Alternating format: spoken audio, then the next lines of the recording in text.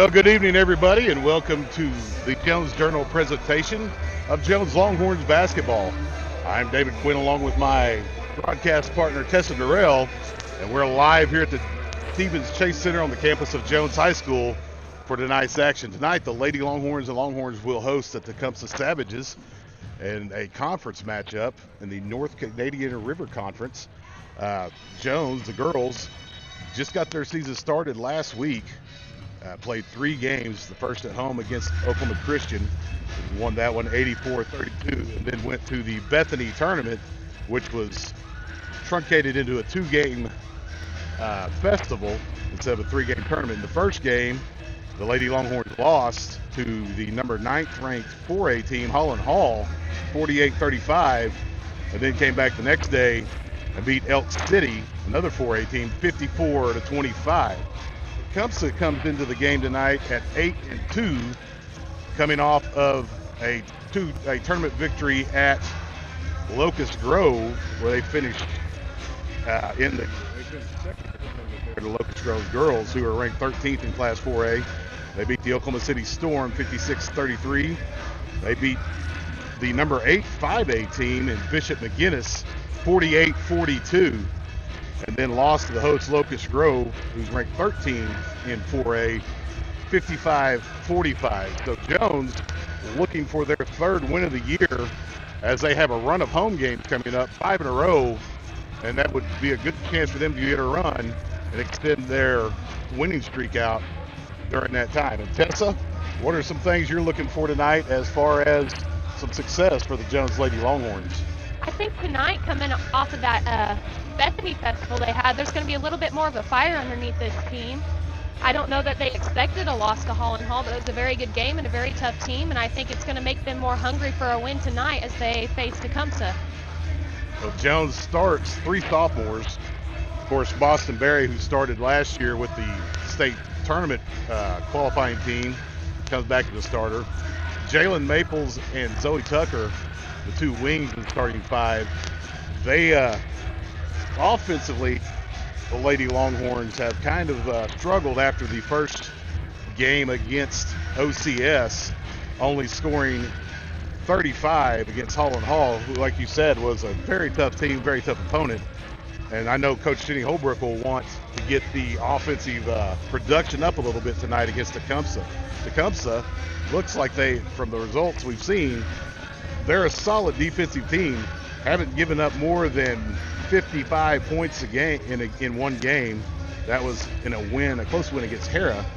The last 3 games they've given up 45, 42, and 33 against their opponents the last 3 games.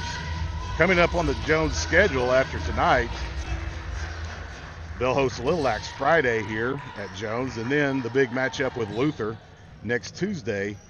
And then next week will also be the Jones Kiwanis Invitational Tournament, with that tournament format looking to be adjusted for COVID.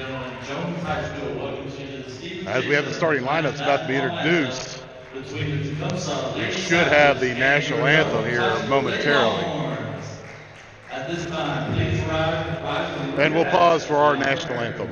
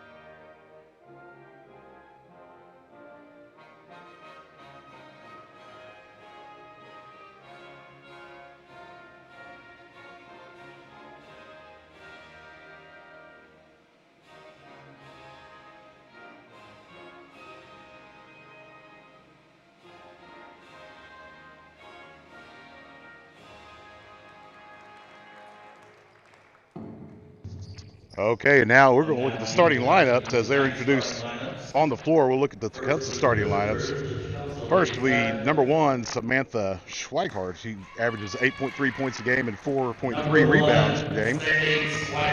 She's a freshman starting for the Savages. Two is the senior, Taylor Mansell. She averages 2.7 points a game and 1.4 rebounds coming into the contest. Number 11, Kinsley Warden, a sophomore. She's their leading scorer, Tessa. Looks like somebody in the post that we'll have to look forward to, averaging 20.5 points and 4.5 rebounds.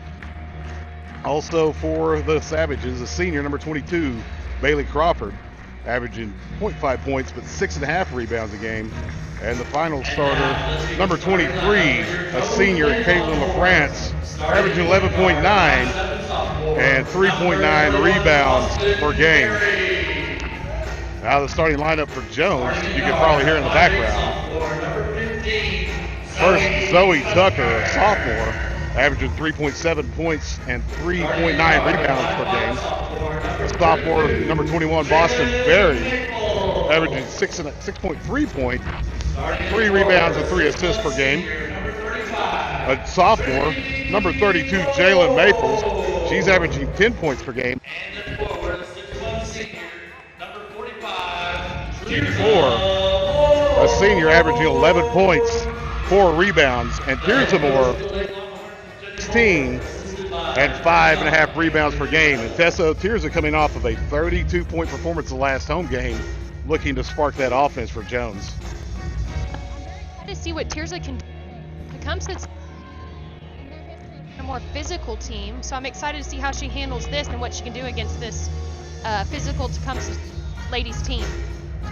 Tecumseh does look a little bit more physically impressive than what we saw last week in our home game. They're still going to have a tough matchup with the Moore girls, but I'll be interested to watch the matchup between the Moors and Warden for Tecumseh. You come in averaging 20.5 points per game. That's a pretty healthy average in 10 games. And looks like Tecumseh is going to concede the tip. Like we talked about last week, Jones has stolen many quick leads off of the tip, and Tecumseh's already set up in a defensive position. And we're underway with Jones in control. Berry to Tucker on the right side. Top the key to Tirza Moore. The Boston Berry in the corner. Cross court to Zoe Tucker. She looked for the shot. Ball got knocked away. It'll be Jones basketball. Tecumseh starting out in a very packed-in zone. Going to challenge the Longhorns to try to shoot them out from the outside.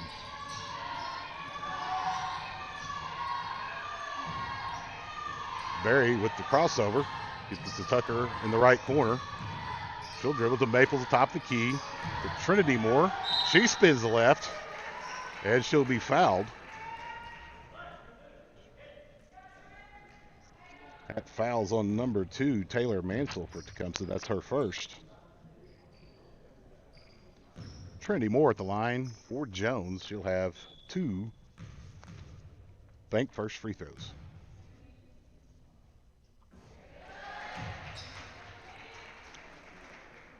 Knocks the first one down, and that was a key for the Lady Longhorns against Holland Hall. Yes. Didn't shoot free throws very well in that loss. That's off the back of the iron, no good. Rebounded by Tecumseh. And the Longhorns, with their pressure in the backcourt, caused the first turnover of the game.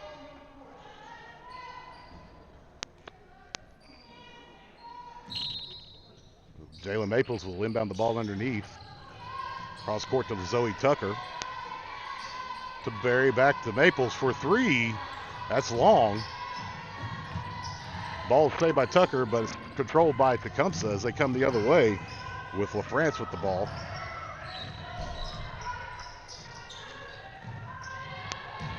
That's Warden, the leading 11, the leading scorer. LaFrance with the ball on the right side.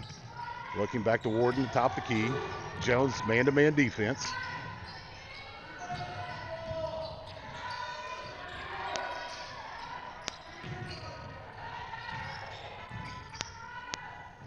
Number 2 is Mansell. She gives it to Warden for three, and she hits it. So the Savages get their first three of the game. And it is 3-1 Tecumseh. Zoe Tucker for three from the left wing. That's off the back of the iron, no good. Rebound by Tecumseh. She drives off the backboard, but she is fouled, so she'll go to the line for two. That foul's on Kinsey Warden. That's her first, and I know that if they could get her into foul trouble, that'd be something Jones would very much like to have, get their leading scorer into some foul trouble. Here's a Moore. Hits her first, bank first free throw. She'll get the second here. I think those free throws are going to be what makes or breaks this game for the Longhorns tonight.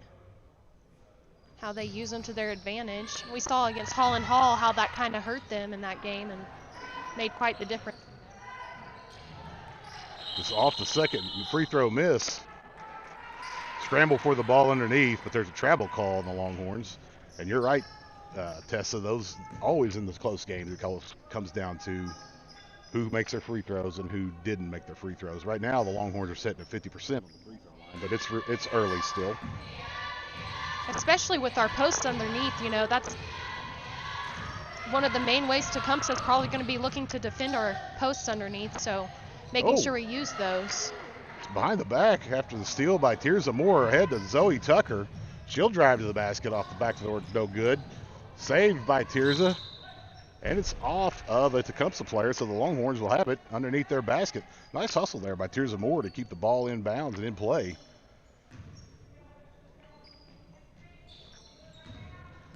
Boston Berry gives it back to Jalen Maples for three. That's off to the left. Rebounded by Tecumseh. Warden brings the ball up, tries a cross court, and it's intercepted by Maples. She goes to the basket off the backboard, no good. Rebounded by Zoe Tucker. Gives it to Boston Berry off the left side, no good. Longhorns are missing point blank range right now. They'll trap in the back court. And we'll have a timeout.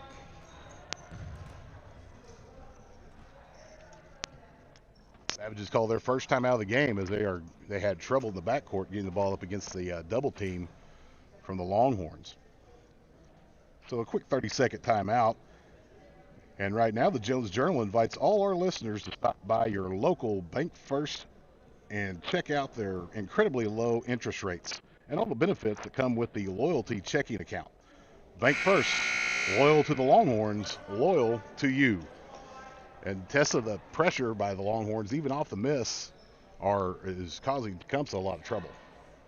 I don't think very many teams are like the Lady Longhorns in that aspect as far as having the stamina to press as much as they do even after misses on offense. Now, Tecumseh does have a player on the bench right now, Tawny Billy, who's been a 3-year starter for them, has been out because of COVID protocols, but she should be eligible to play this evening from what I learned earlier today. She's not on the floor yet. She averages 10 points a game, so that'd be a big boost to their offense. Longhorns back the other end after the turnover. Zoe Tucker, right side, gives it to Boston Berry. Short corner to Tirza Moore. To Trinity in the paint. Puts it up and in. Longhorns take the lead 4-3. And they come back with the pressure. It's broken by Warden. However, she lost the dribble. Turns the ball over. And it'll be Jones' ball. That's a good defensive play right there by Trinity Moore. You know, sometimes you just put that pressure on to kind of get things out of control, and you may not get a trap, but you may get a turnover at the other end of the court. Trinity Moore, she'll put up an 8-footer, and she... There we go. Both Trinity and Tirza have great touch from outside for girls who are as tall as they are. Tecumseh with the ball back in the front court. And we have a jump ball. It'll be... Looked like they pointed to Tecumseh. Yes, they did. Tecumseh yes. ball.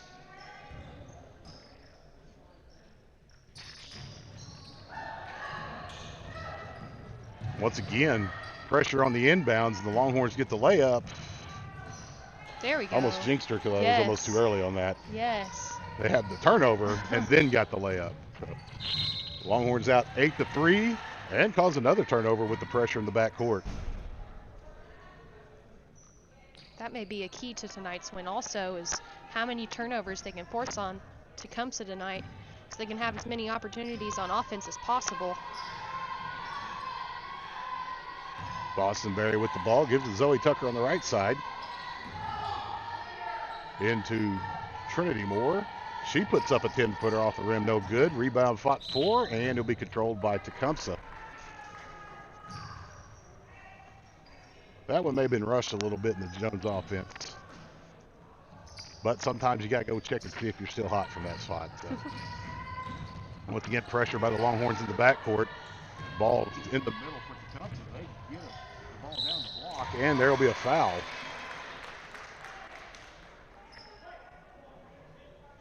Foul's on Bostonberry. That's her first. And that will put Bailey Crawford at the line for Tecumseh.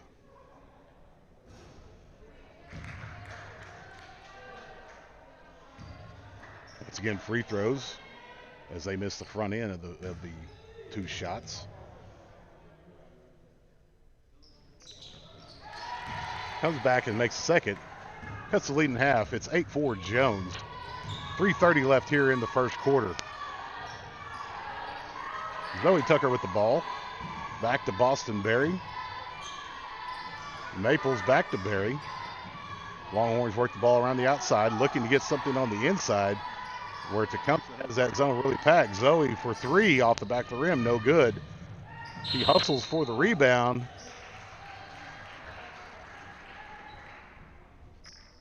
And we'll have a foul on Tecumseh. And that's on number 2, Taylor Mansell. That's her second. So good hustle there by Zoe Tucker to get another possession for the Longhorns. She has the ball on the right side. Down to the short corner. Tried to feed it into Trinity Tierzamore. And we have a turnover on the Longhorns. Bostonberry travels. Looks like the Tecumseh defense is giving the Moors underneath a little bit of a fit. Well, and here's who we just talked about for Tecumseh. Number 5, Tawny Billy, into the ball game for the Savages. We'll see how quickly she integrates herself into the offense.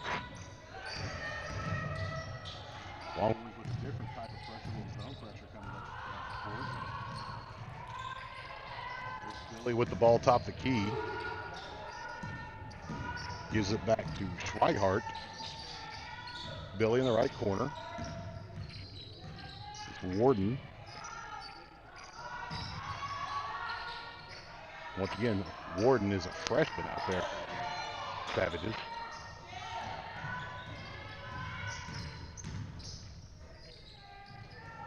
Good patience here by the Savages on the offense. But equally good defense by the Longhorns right now. That shot was blocked and out of bounds, but it'll be controlled by Tecumseh. Couldn't seem to get it past Tierzamore down there. That's a big roadblock down there when you get in that block. They tried to get it back to the wing, and it was knocked away by Trinity, but I think we have a foul call. Yeah, that was a foul on Trinity Moore. That's her first. Savage control the ball on the sideline. Ball is tipped, but back out of bounds. So Tecumseh will try to inbound just a little bit farther up the court.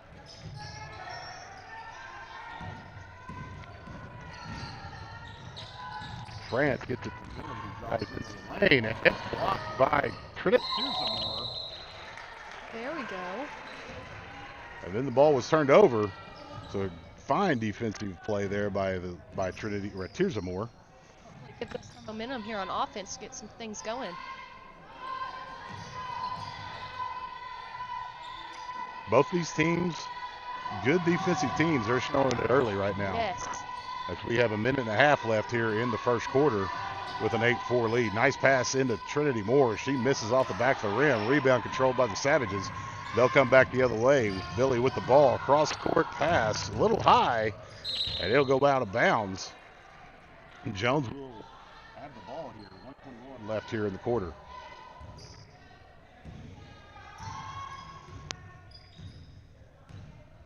And Tecumseh looks to be content on defense to force the Longhorns to shoot from outside and not let the post players for the Longhorns get what they want. Nice post position there by Tecumseh.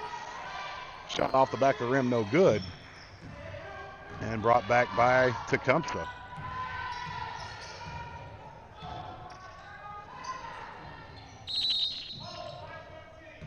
And we'll have a foul on Jones. That's going to be on Zoe Tucker. Her first foul. The third team foul on the Longhorns. And we have a substitution for Jones as Abby Stramsky comes in.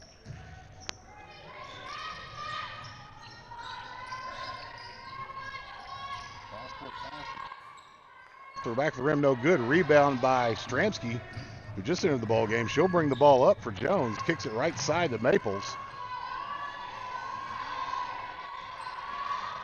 Back to Berry. Boston with the ball. Nice feed down low. Trinity Moore for about 8 feet, and she knocks it down. Gets the Longhorns up 10-4 as we have 20 seconds left here in the first quarter. That could be an opening offensively for the Longhorns if we can get those shots for the Moors a little bit outside. They'll have to stretch the defense out of Trinity and Tears that can hit those shots for sure. Yes. Crawford with the ball. Off the back of the rim, no good.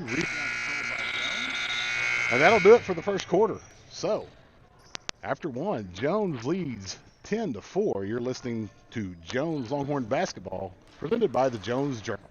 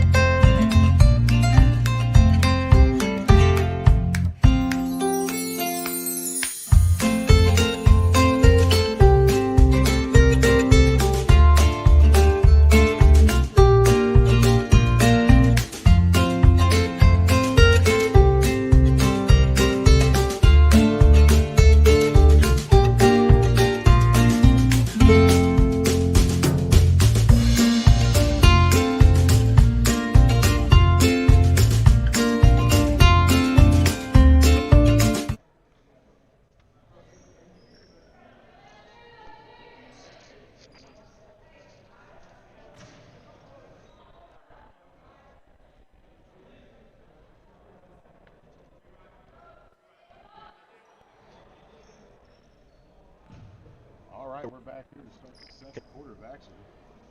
Jones will control the ball to start the quarter. As Boston Berry controls the offense. The right side.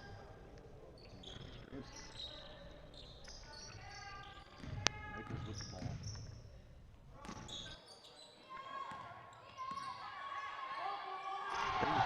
Gets the game forward to Tuesday morning.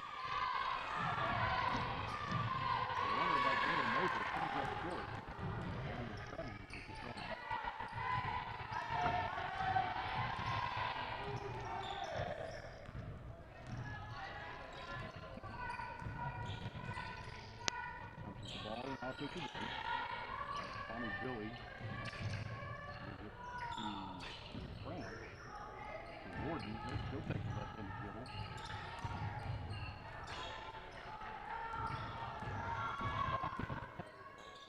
And swings back in the middle.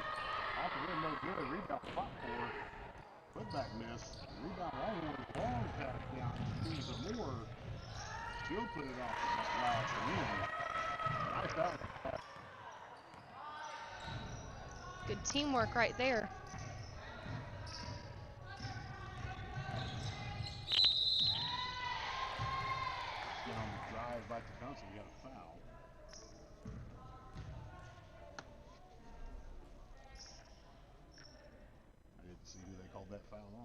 Neither did I.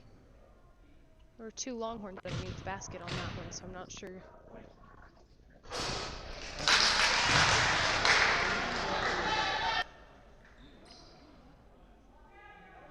If it is, that's her second, but she's not come out of the game yet, so I'll catch up on that here later. You don't want that if you're Jones. An easy offensive rebound off the free throw. And another foul. Yeah.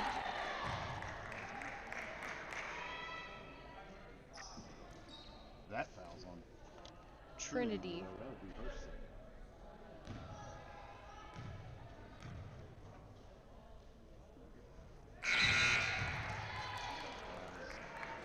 Caitlin France is at the line. She hits the first perfect free throws. Zoe Tucker returning for the Longhorns.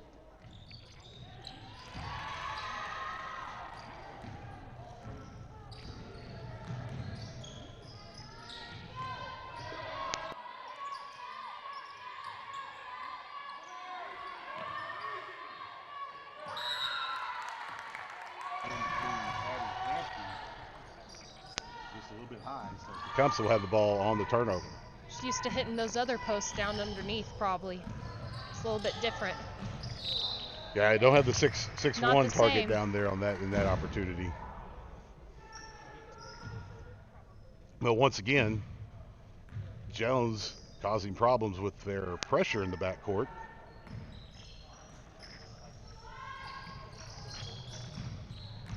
Tecumseh inbounds the ball. Get it back down to the other end, and 14-footer, good. Down by Berry for the Longhorns, but they'll come back the other way quickly. Left side. That's Jayla Maples for 3, and it's off to the right. And we have a foul called on Abby Stramsky as they fought for the ball heading out of bounds. That's her first.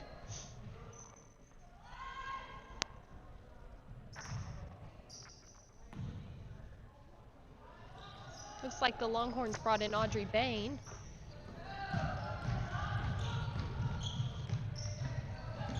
Tecumseh breaks the pressure quickly, but the ball is turned over on the baseline, and Audrey Bain has the ball as she's just gotten into the ball game.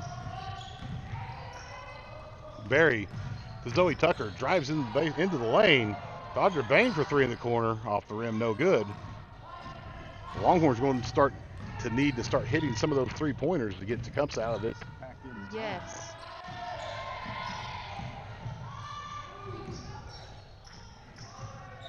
Three-point attempt by Warden. Excuse me, that was by Schweihart. And they fouled Schweihart after the shot. That's on Trinity. Tirza Moore, that's her first.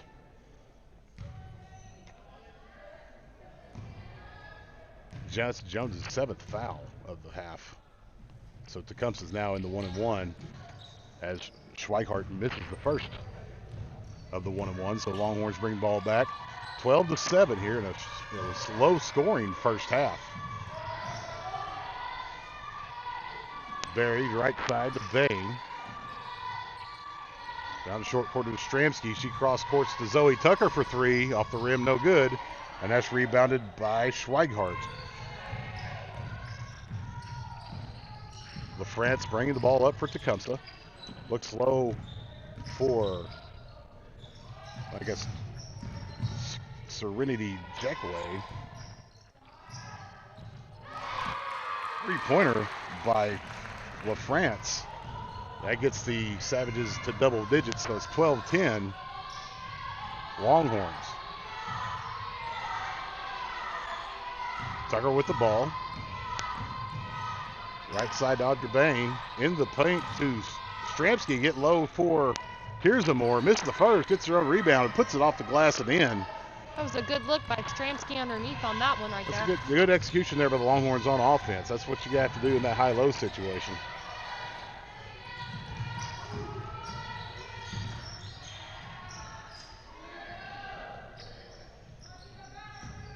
Billy with the ball for the Savages. Left side to Schweihart. Number 20, that's Serenity Jakeaway.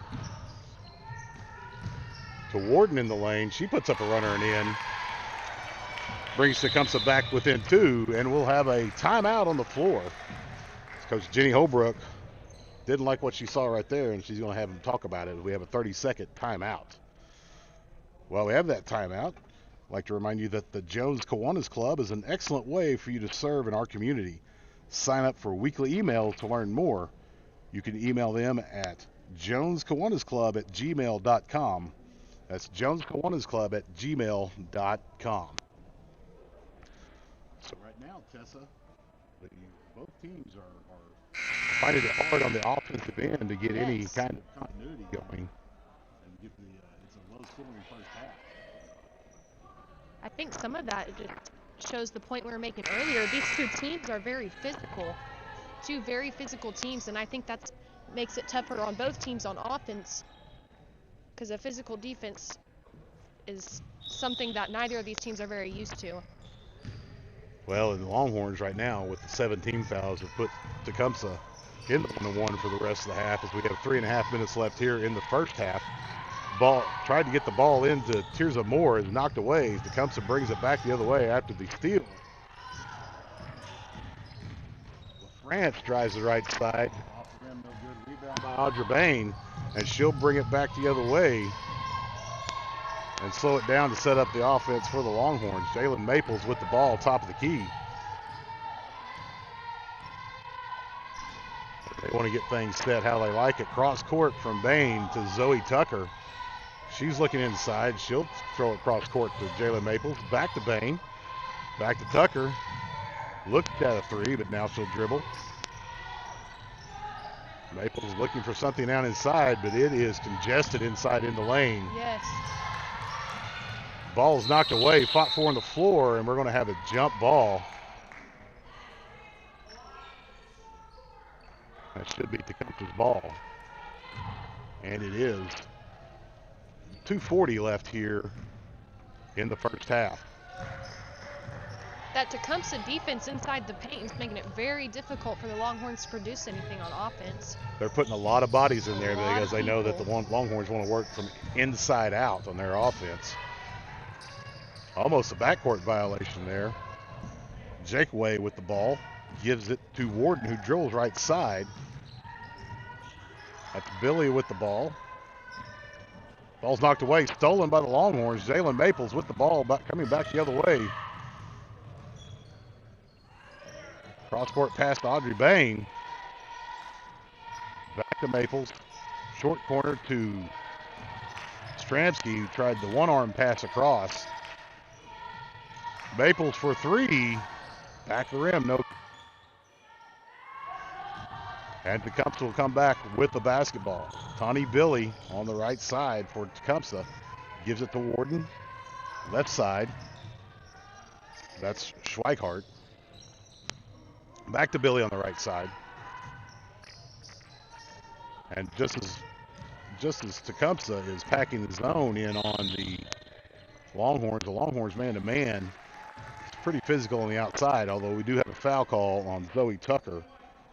That will be her second foul. Returning for Tecumseh's number 2, Taylor Mansell. She has 2 fouls. She's in for who's another freshman, so Tecumseh playing 2 freshmen during the game so far tonight. And the Longhorns bring in our freshman. Who's Sophie is averaging 6.5 rebounds per game so far.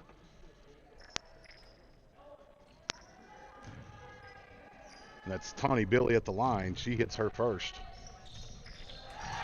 That knocks down the second, and the score is tied at 14 here late in the first half. Audrey Bain with the ball for the Longhorns. Here's Amora, wasn't there. Knocked away by Tecumseh. Bringing it back the other way is Warden. Cross court. With the hesitation dribble. Basket knocked away by Maples. Up to Piers Moore off the glass and in. Maples knocked the ball away as Sophie Woodson controlled it. Touched it up the court quickly for the Longhorns. 16-14 Jones, 49 seconds left. As a drive and a foul.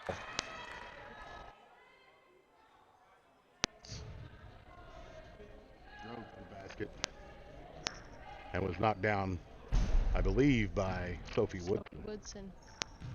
So that'll be her first.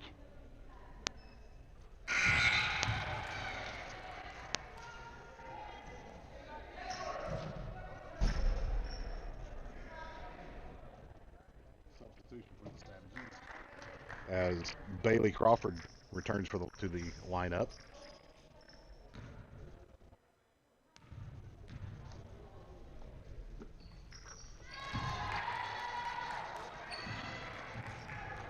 France knocks down both and ties the score back at 16. Be interested to see if the Longhorns go for the last shot of the quarter right here. 38 seconds left here in the half. Maples with the ball, cross court to Audrey. Back to right side, Berry for three. She hit it. That's a Jones Kiwanis Club three-pointer. That's a smart play right there by the Longhorn offense. They didn't rush anything there. Waited for that perfect shot for Berry to pull the Longhorns up to 19. Nice time for the first three-pointer of the game for the Longhorns, as the ball is tipped out of bounds with 8 seconds left.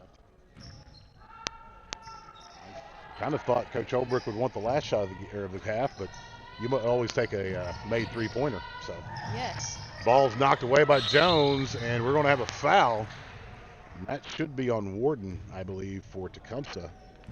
It is, and that's her second foul. That right there may be what Coach Olbrich was waiting for. A foul to give us that other chance. Deep three at the quarter, and that's just a little bit short.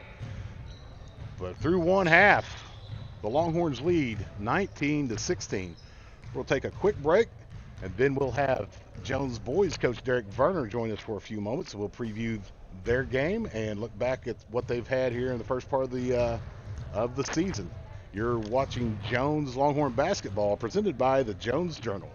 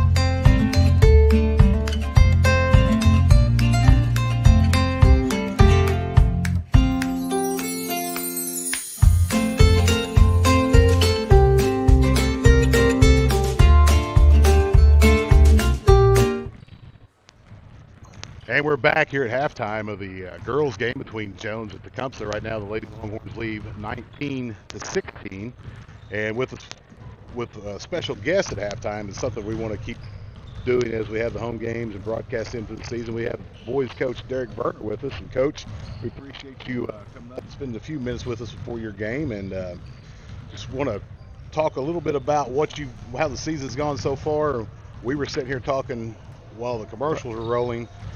We're 11 points from being 5-2 or 6-1 instead of 2-5 right now. Yeah, and I mean we've been in a bunch of close ball games. We've actually had the lead in 4 of the 5 games we've lost. We've had the lead in the fourth quarter. We're just trying to figure out how to close games out. Varsity playing experience-wise, we're still pretty young. We only returned 1 to 2 starters from last year. Elijah Reed and Carson Mayer, the only 2 starters we have from last year. So we're still trying to find our footing and getting everything under. And as the season goes on, we always get better as we go into February. So at this point in the season, I'm pretty happy about where we're at. Even with the 5 close losses, all but one of those games, I felt that we had a chance to win. Now it's just working on the little things to finish those games out. And coming off, our boys teams, our basketball teams usually start a little later because of a playoff run from football, and you have what, 4 starters in the football program? Correct. 4, football. Yeah, 7 of my top 10. How does that affect your into the first semester in December, and how does that make the Christmas time practices more important for you to develop that team? Yeah, that's a good point. I mean, these guys, since I've been here, they understand that December, we kind of look at December as our first season. These guys are coming out of football. They've got to get back in shape. They've got to get back in rhythm. Especially it was a little difficult this year. We lost one of our big guys before the season even started, so we had to look at putting in a new offense. So we use December as kind of let's not pay attention to the record. Let's focus on us to get better. Then what we have kind of our second season, where we have been trying to get into tournaments after Christmas break, getting us some playing time, figuring out what we need to do to get better. Then we look at January and February as a time that we really start bringing things together, focusing on the little things a little bit more. And our guys know that come February, we want to be peaking and playing our best basketball towards the end of February going into the playoffs. In the last 3 years, that's how it's been. Can't really look at our record. It's just pretty much knowing that when it comes February, we're playing our best basketball, and we're a team that everyone in the state's going to have to look at and game plan for. What are some things that you've had to deal with so far with the COVID situation? Has it hit us very hard? Have you had to adjust practice any? What kind of adjustments have you had to make with that situation? Luckily with the boys, we haven't really been hit too hard yet. We lost one of our role players earlier in the season. He got it pretty bad, and he's just now being able to kind of get back into it. And then over Christmas break, and currently right now, we have another one of our role players that has it. So starter-wise, we haven't really had anyone out with it. So we've been pretty fortunate in that standpoint. We've only actually lost 1 game due to it too. So far this season, we've considered ourselves pretty lucky in dealing with it. Hopefully we're able to keep it at bay and we can continue on with the season. Quickly, in the time we have left here, tonight's game, what are some things that people at home watching the game, what should they look for, and what are some keys to you guys' victory tonight? I keep stressing our guys is we've got to rebound the basketball better. So our main focus tonight is rebounding the basketball. Another thing is offensively moving the ball, trusting the offense, trusting your teammates. We got to get better at working the ball inside out. We got Carson May at 6'5", 6'6" in the middle, and we've got to get him a lot more touches in the game. And when he touches the ball, it just opens up everything else.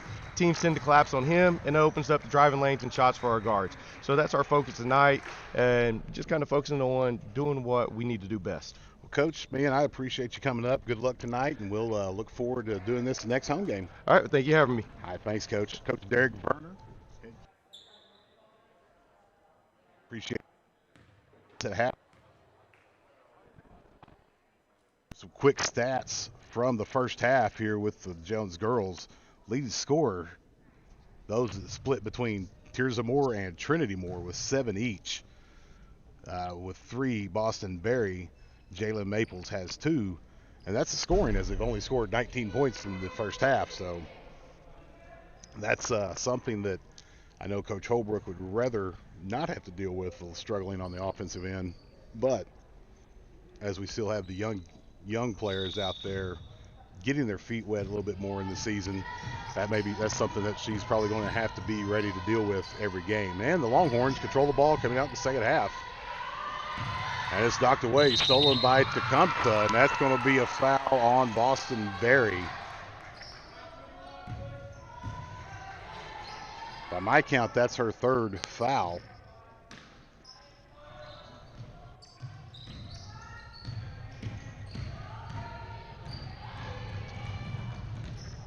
Back quickly the other way, Tecumseh with the ball. Gets it in low to LaFrance, and it's knocked away by Trinity Moore, and she's just going to bring the ball up herself. Goes to the basket, short on the layup. As Berry controls the ball for the Longhorns. Gets it back into Trinity, and they're going to call it travel before she got the shot up. So tough start here so far for the Longhorns in the second half. Almost a steal in the backcourt right there. Jones with the pressure. France bringing the ball up as they break the press. Kicks it left side. Top the key to Warden. Back to Schweighardt. France on the left side.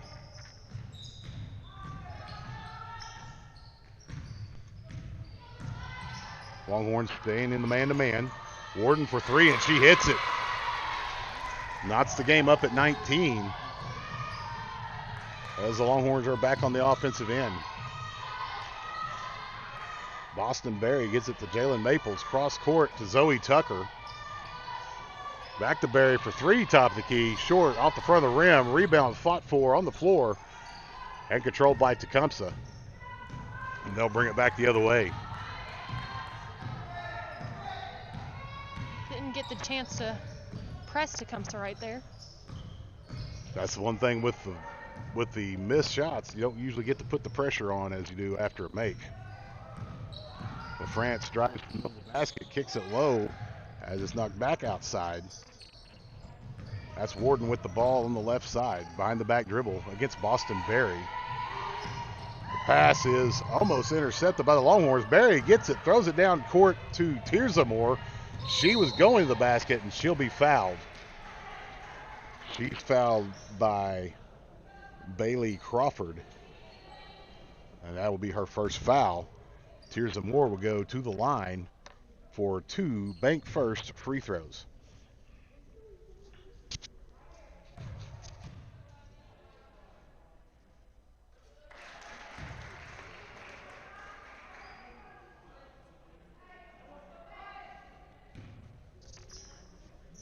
Tecumseh knocks down the first free throw. Long on the second. Rebound controlled by Tecumseh. Longhorns with a 1-point lead. Schweighardt with the ball to Warden.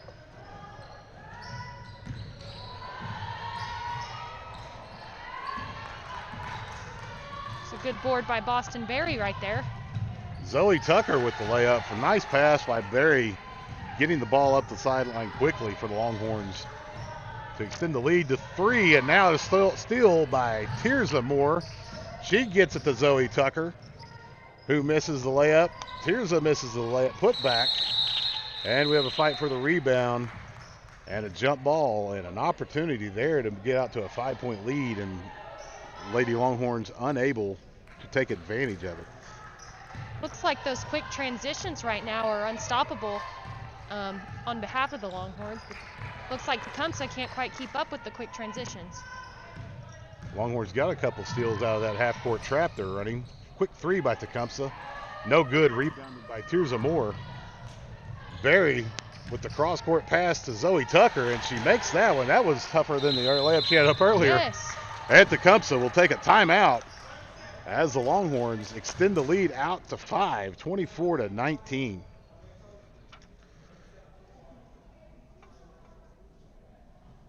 Ladies and gentlemen, specializing in final expense life insurance since 2002, Scott Carl and Associates, we need help we help remove the financial burden and provide peace of mind for those of you upon the death with affordable burial policies. That's Scott Carl taking care of your death policy. Well, I'm not gonna lie, guys. I pretty much butchered that ad all together. Scott, sorry, man. That was horrible. Sometimes you just got to own it, ladies and gentlemen. That's what happened right there. So Tecumseh with the ball back as we start play again here in the third quarter.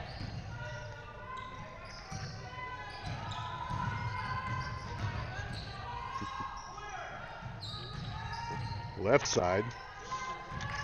That's Schweikart to Billy, who's back in the ball game for the Savages. The Longhorns are so close so many times and forcing turnovers. Great job of anticipating passes, and they're getting their fingertips on it. Just can't quite grab it to get the transition.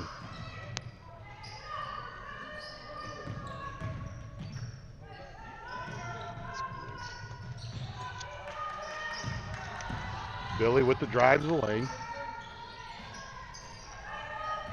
As Mansell put up a shot and it was no good. Ball went out of bounds. They'll be controlled by the Savages.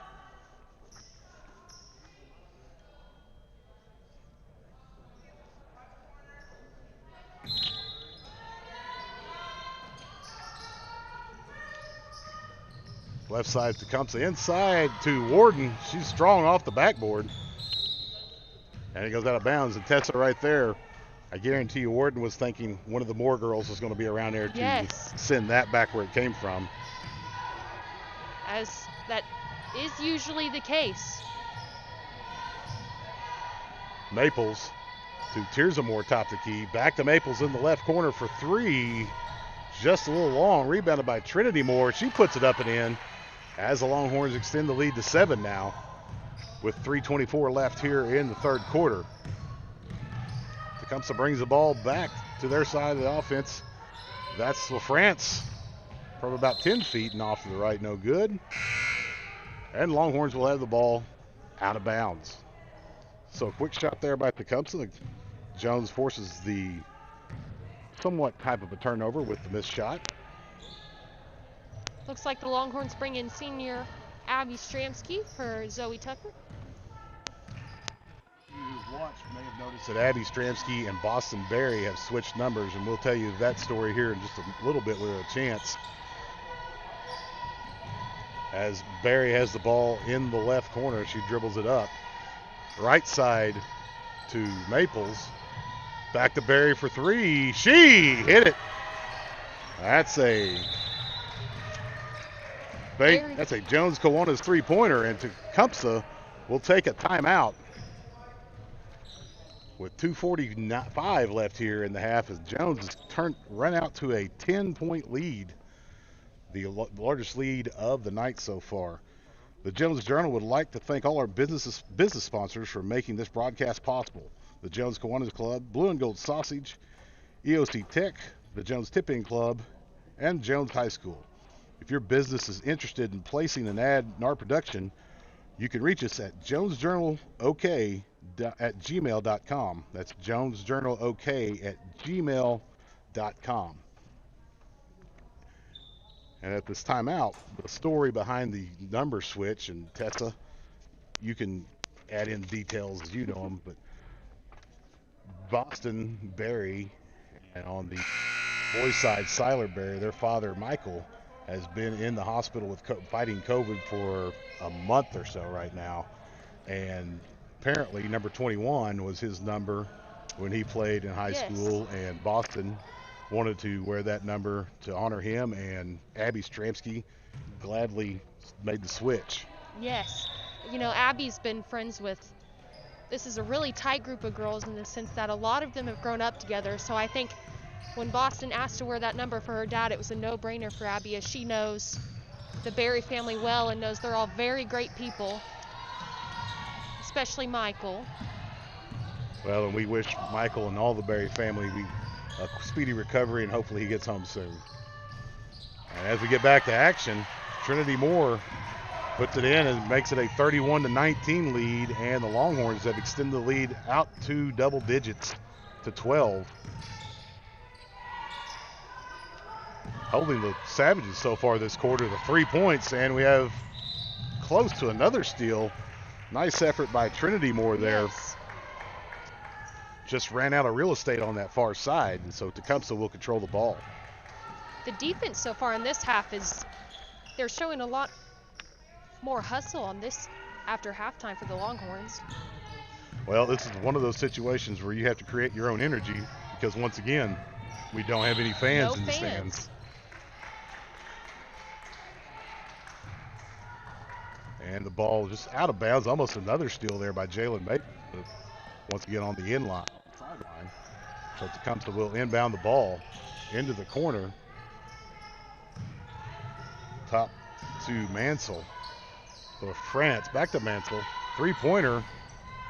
That's off the rim, no good. Rebound fought for, controlled by Jones. Maples comes back the other way. She'll let the Longhorns get set up on offense. Cross-court pass to Boston Berry for three. Off the rim, no good. I thought that was going to be in on that one. Looked good. Tecumseh comes back the other way with Billy. Tawny Billy dribbling the ball, and it's knocked away by Berry. Here's Moore on the break. Left-handed layup, up and in. 33-19, Jones.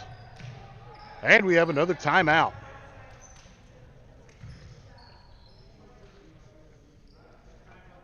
Nice job to finish there by Tirza Moore.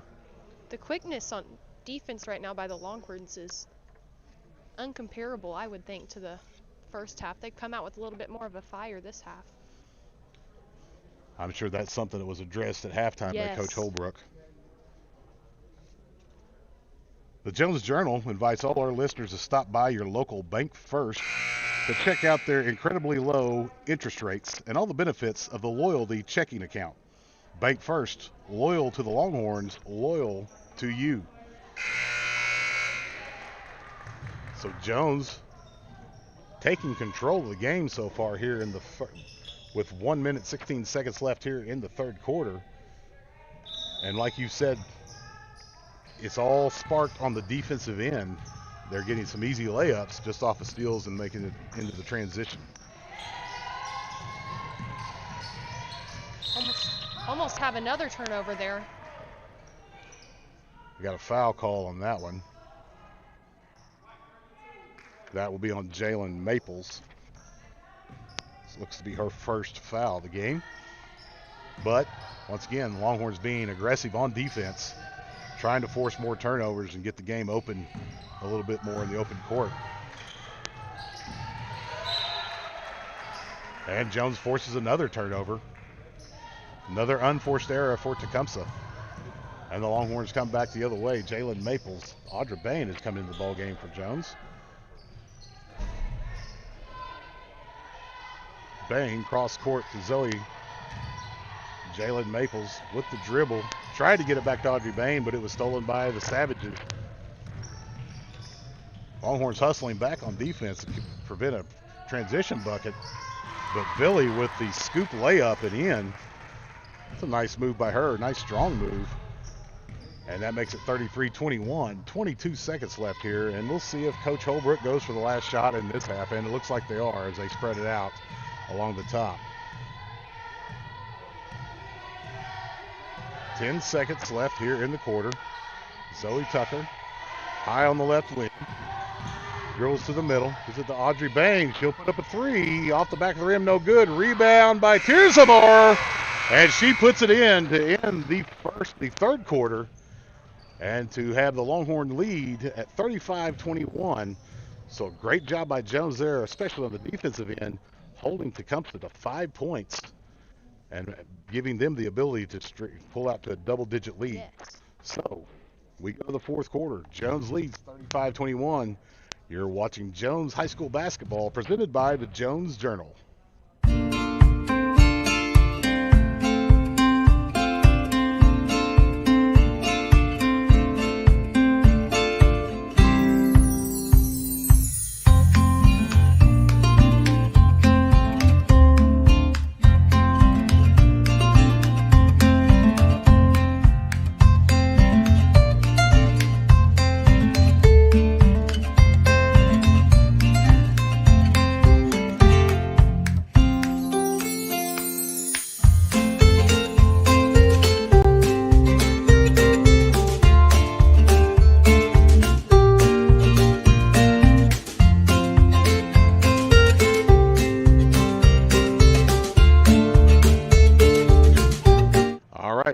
start the fourth quarter of play. Longhorns lead 35-21, and Jones controls the ball. Again, they've controlled the ball to start the last 3 quarters of the game so far.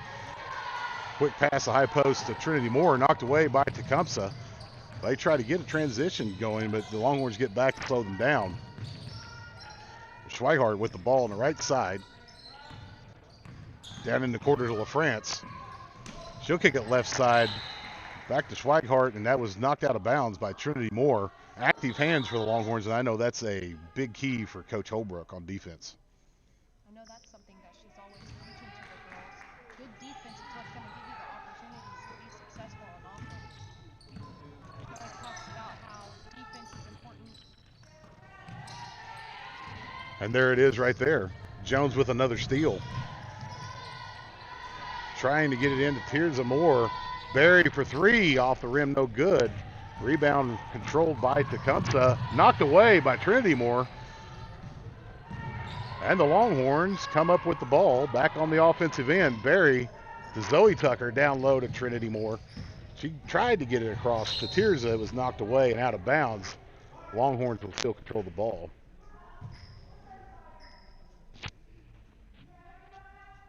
Looks like Tecumseh's trying to match the Longhorns' defense right now by coming out this quarter with a little bit more aggression.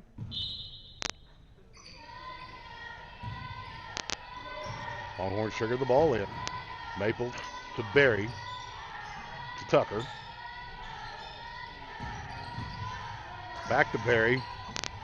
Short corner to Tecumseh Moore. Trinity off the back of the rim, no good. Nice execution there, just weren't able to catch in on the basket. But Trinity steals the ball. And misses the layup, but Jalen Maples is there to clean it up and puts the Longhorn lead out 37-21. LaFrance drives in, and she is greeted by Tecumseh Moore. That's always nice to have that person there at the rim that can erase those layups when they get past the first level of the defense.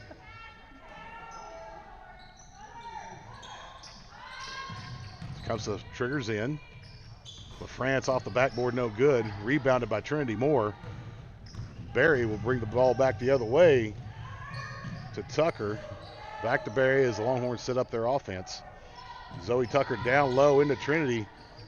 Up to Tecumseh, down low to Boston. Berry, nice ball movement right there by the Longhorns. And we have another timeout. I don't know about you, but the Tecumseh coach should be close to having no timeouts left. Yes. They've taken quite a few here lately. Yes. So. But we have a full timeout on the court. And while we do, I'd like to remind you that the Jones Kiwanis Club is an excellent way for you to serve in our community. Sign up for weekly emails to learn more. Email them at joneskiwanisclub@gmail.com. That's joneskiwanisclub@gmail.com. So now the Longhorns have moved out to an 18-point lead here in the fourth quarter on the strength of their defense. And Tessa, what are a couple things that you've seen that have really sparked that run? I think the biggest thing is maybe, the Longhorns always hear Coach Holbrook speak on how important defense will be for them. She always says that defense is what is going to give them all of their offensive opportunities. And I know she loves to make sure that they have a quick transition. And I think that starts with an aggressive defense on behalf of the Longhorns. Well, in a quarter and 2 minutes, the Longhorns have equaled their offensive output from the first half. Where they scored 19 in the first half. They've scored 20 here in the second half so far. LaFrance with the ball for Tecumseh. In the corner to Billy. She tried to get it down low to Mansell. The pass was a little bit wide, went out of bounds. Jones will control it. And now it'll be interesting to see how aggressive Jones stays on offense with 5 minutes left and an 18-point lead. I know Coach Holbrook's not going to tell them to take the foot off the gas pedal. Never. High post to Tecumseh Moore, or Trinity Moore, tried to get it to Tecumseh. It was knocked away, but controlled by the Longhorns after the tip as Jalen Maples has the ball. She looks over to Coach Holbrook for the offense, and they triggered it with the pass to the left wing. High-low down to Trinity Moore. Oh, off the rim, no good. That was a great pass by Pierce, Yes. unfortunately not able to finish the basket. Three-point attempt for Tecumseh, off the rim, no good. Rebounded by Billy, and she'll go up and get fouled and make the basket. So that foul will be on Boston Berry. Billy will be at the line for one shot, and in for the foul is number 20, Serenity Jakeaway.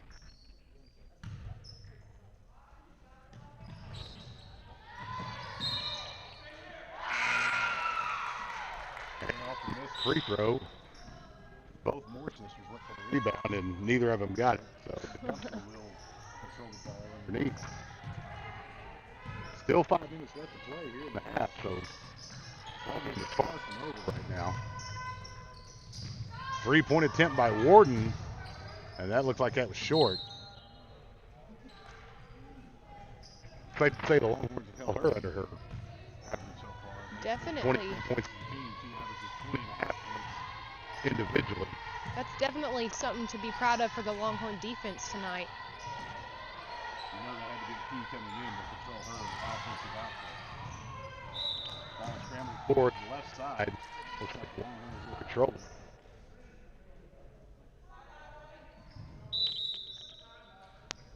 And we got a timeout on the floor. Jones takes this timeout with 4:38 left to play in the game.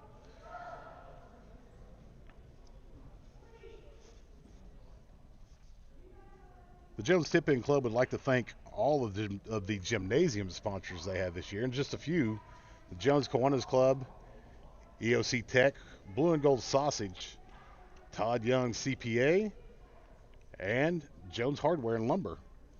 I'd like to thank those folks that paid for the signs that are up in the gym, and since we don't have any fans in the stands this year, we're going to read their names, and you won't get to see the signs. So now ball game at 39-23 with about 4.5 minutes left to play, and Coach Holbrook probably didn't like the offensive execution on that end. A little sloppy down there, and trying to remind the girls to not let up with the lead that has been extended out. Sounds like Tecumseh may only have one timeout left. If I heard correctly.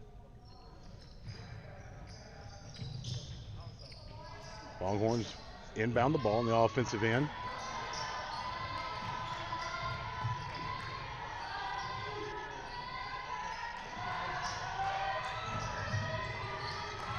That's Tirza Moore with the ball, getting knocked away.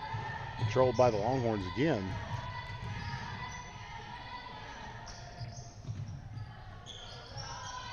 Three-pointer on the way, off the front of the rim, no good. That was by Jalen Maples. Ball's on the floor, fought for. Tecumseh comes up with the rebound and quickly comes back the other way. Warden with the ball on the right wing. Gives it to Jakeaway, who's dribbling. Looked to be trapped. She turned the ball over. Longhorns come back quickly on the offensive end. Maples with the ball, and she'll set up the offense for Jones. 3:40 left here in the ball game. Audrey Bain has come in at the timeout. Trinity Moore at the high post, top of the key. Gets it to Maples on the left side. Oh, she was trying to get to Audrey. Audrey was trying to make a cut, and the ball went out of bounds. So Tecumseh will have control of the basketball.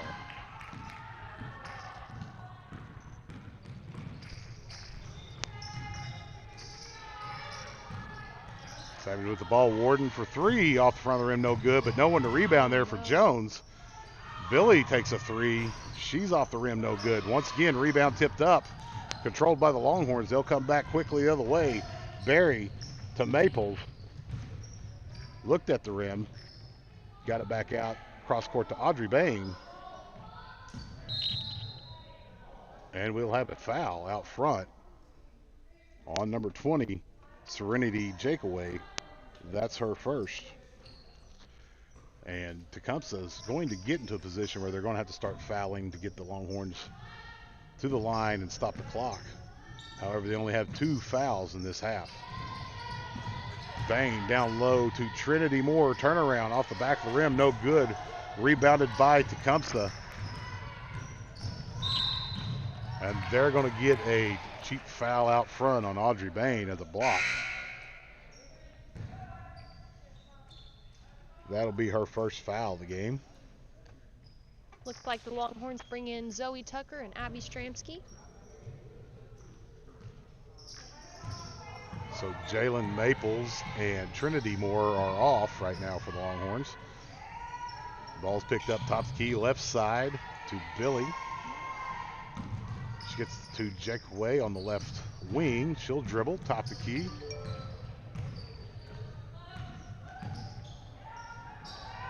Shot up by Warden off the front of the rim, no good. Rebounded by Mansell. It was knocked away, but off and almost off her leg, but it was off of Boston Berry. And Tecumseh will control the basketball underneath their basket. 2:12 left here in the ball game. Cut down to Billy down the lane. She tried the scoop layup, missed it. Rebounded by Tecumseh. As Jakeaway has it on the right wing, she dribbles into the lane to Billy on the left wing. Gets it to LaFrance. Back to Billy. She'll take a corner 3. Off the front, the back of the rim. Rebounded by Boston Berry. She's getting a little pressure here in the backcourt. Double team. She tried to find the open man. Found Tears of Moore, but it was knocked away. Ball went out of bounds. Longhorns will control it. Minute and 39 left here in the ball game. So the Longhorns just going to try to execute and get the time off the clock here and secure the victory. We'll see if Tecumseh goes to a fouling situation as the ball's inbounded to Abby Stramsky off the front of the rim and in. Nice move there by Abby. 41-23 Longhorns. LaFrance dribbles all the way down the right side, puts the layup up, it's short. Rebound was loose and will be controlled by Tecumseh.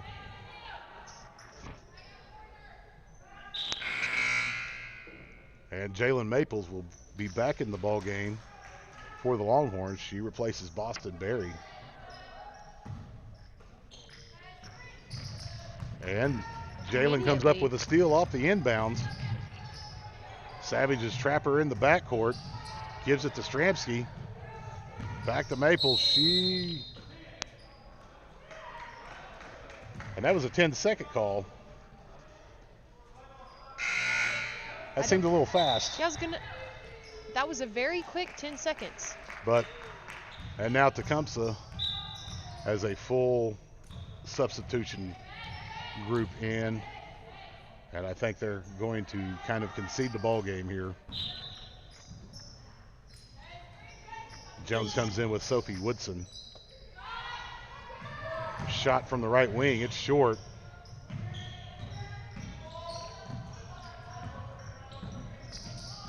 We have 1 minute left here in the game.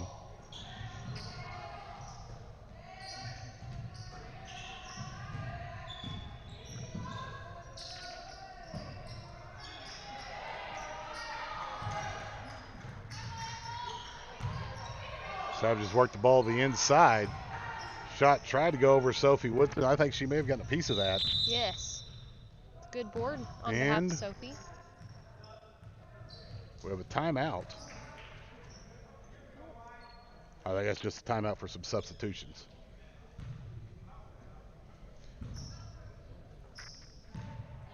Longhorns bring in Katie Davis and Cadence Park.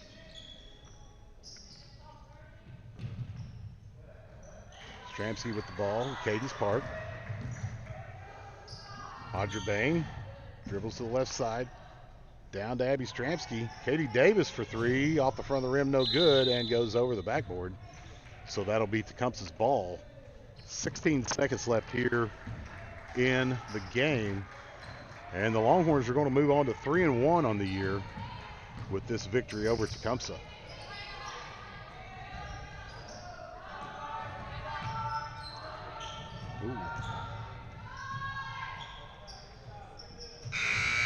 And that's the ball game. Final score, Jones 41, Tecumseh 23. And Tessa, any final thoughts before we break off for the boys game? I think that's a win that the Longhorns should be really proud of. You know, coming out of that Bethany Festival, I think they believe they had a lot to work on, and tonight they proved that they're going to keep getting better throughout the rest of the season.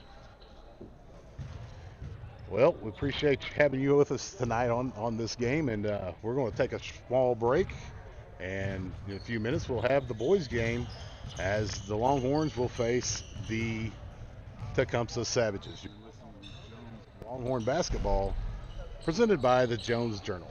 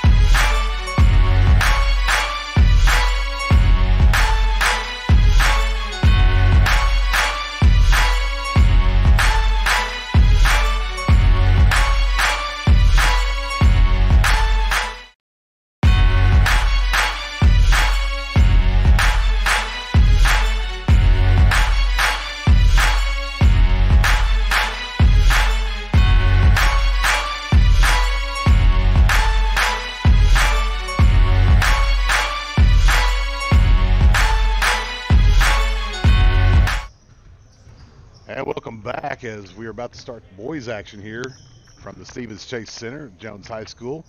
It's the Jones Longhorns versus the Tecumseh Savages. Tecumseh coming in at 2-5 on the year.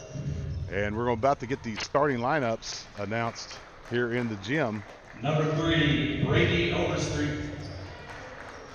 I don't know if you can hear it Number or with you, but the number 5, 3 Davion is sophomore Brady Overstreet. Number 12, Jose Lugo. Number 5, Davion Mays. Number 15, Number 12, a Ethan junior Clutter. Jose Lugo.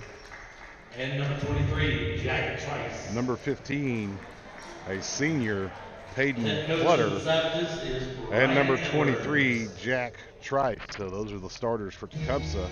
Overstreet, Lugo, Clutter, Mays, and Trice. Starting for the Longhorns. And now the starting lineup for your Jones Longhorns. Number 3, Landon Loud. The number 3, Landon Loud. Number 10, He's averaging Elijah 9 points a game. Reed. Number 10, a senior Elijah Reed. Number 13, He's averaging Ori 8 points Gall. per game. Number 13, Number a senior 23, Ori Ty Gall. Tucker. He's averaging 14.6 points per And the man in game. the middle, number 34, Number 23, Ty Carson Tucker, a May. senior who's averaging 3.5 points a game. Jones And a Longhorns junior, coached by number 34, Eric Carson May, averaging 10.8 points a game. Longhorns coming off a close loss to Elk City, or excuse me, close win Elk City at the Bethany tournament. They only played one game there. They lost the first game to Holland Hall due to COVID. Holland Hall had COVID outbreak, so they were not able to play the first game. So they played OCS here last Tuesday and then Elk City last Friday at Bethany. And now we're ready to tip it up against Tecumseh here at Jones, and the ball's controlled by Tecumseh. That's Lugo quickly down inside, and the Savages take a quick 2-0 lead. Elijah Reed back the other way quickly. Ori Gall, Loud on the left side, tries to get down to Ty Tucker, and we'll have a foul call. That'll be on number 15, Peyton Clutter. That's his first.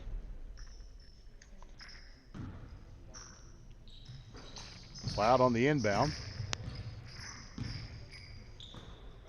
Ori Gall on the right side, back to Loud. Elijah Reed on the left wing. And the Tecumseh boys have a similar defensive idea as the girls. They're packing in that zone against Carson May. Quickly back the other end on the turnover. The layup was missed by Mays.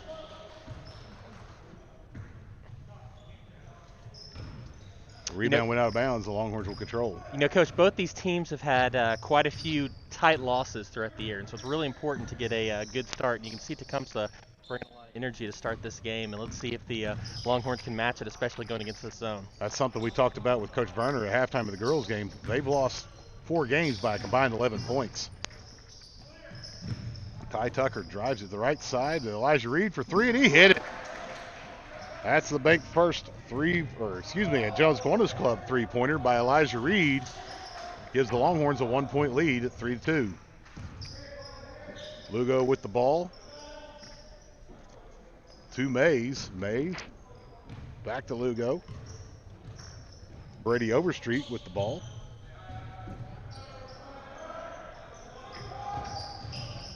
Clutter with the ball at the free throw line. Dribbles into the lane.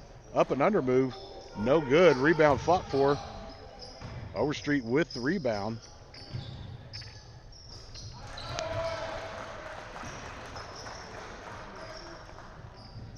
And he hits the 3 to give the Savages a 5-3 lead. Carson May underneath. Pump fake off the backboard and in.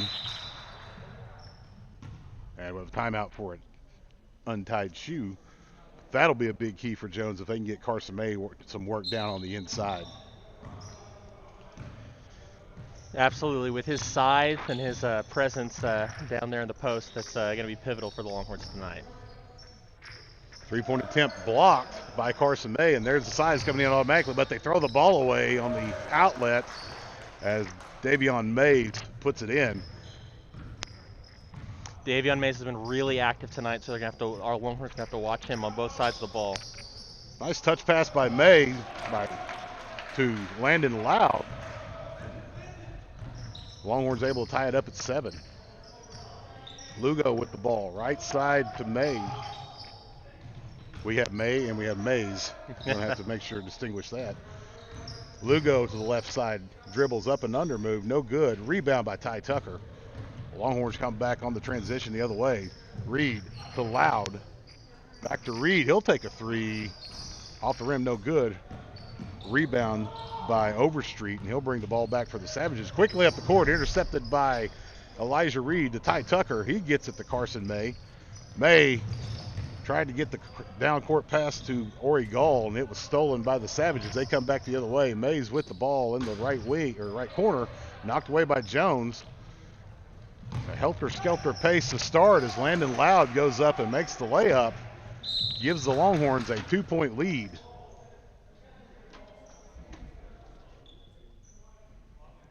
And the Savages quickly throw the ball away to give the Longhorns another opportunity on offense.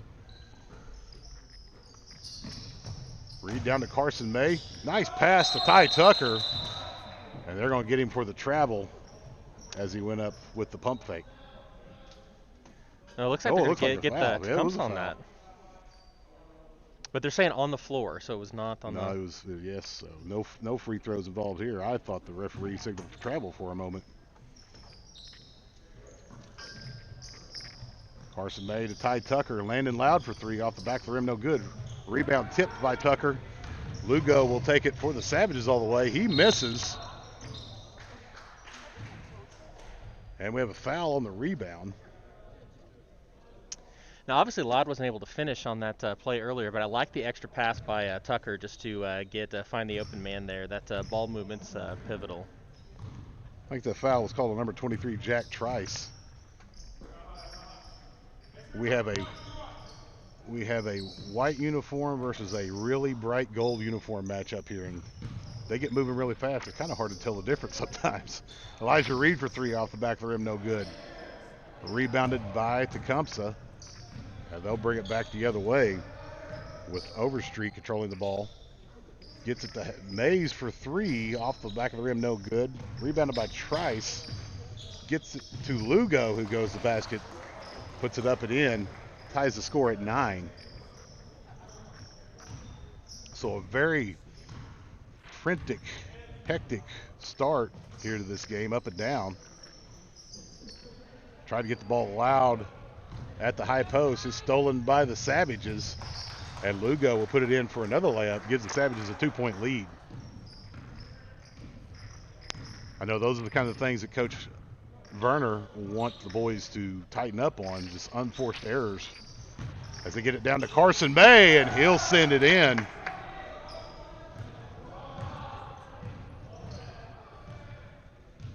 He'll tie the score at 11. Mays in the left corner. Gets it to Overstreet. Cross court to Lugo. Left-handed dribble. Goes to the basket, up and under. Nice move by Jose Lugo. And there, that time we do have a travel. So yeah. Another unforced error by the Longhorns in the backcourt. In for Jones, number 2, Cameron Sweat. He'll take Ty Tucker's spot. So Sweat with Gall, Elijah Reed, Landon Loud, and Carson May on the court for the Longhorns. Ball was loose for a moment by Lugo.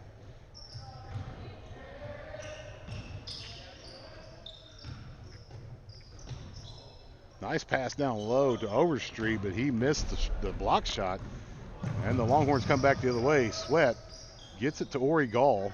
Back to Cameron Sweat. High post. Nice ball movement. Oh, we missed the dunk attempt by Carson May. Nice ball movement by the Longhorns. They have to be able to cash in on those type of things. Long 3 by Tecumseh. Rebounded by Landon Loud.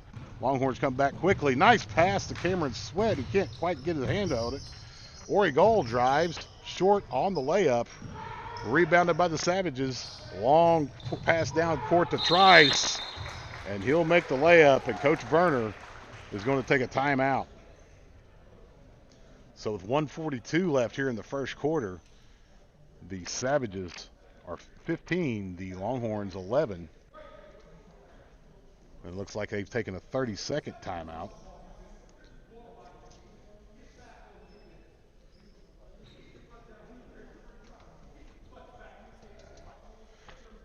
The Jones Journal would like to thank all of our business sponsors for making this broadcast possible. Those include the Jones Kiwanis Club, Blue and Gold Sausage, EOC Tech, Jones Tipping Club, and Jones High School. If your business is interested in placing an ad in our production, you can reach us at jonesjournalok@gmail.com. So after the quick timeout, Longhorns will bring the ball back the other way, looking to execute on the offensive end right here.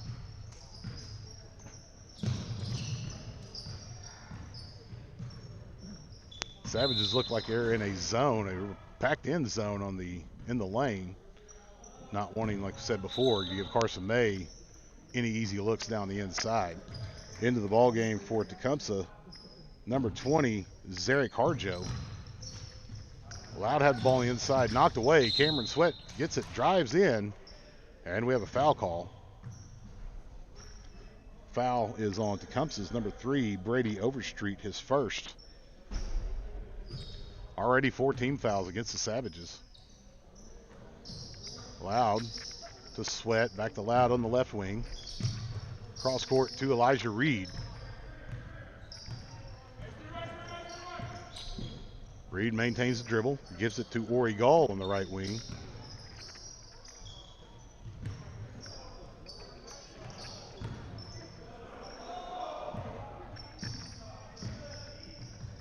Longhorns content to move the ball on the outside right now.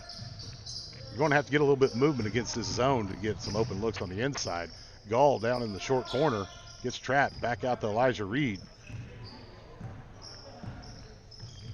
40 seconds left here in the quarter. Ball's knocked away by Tecumseh. Jones will control it. Oklahoma high school ball, no shot clock, and so that's allowing this possession to take quite a long as the Longhorns try to attack that zone.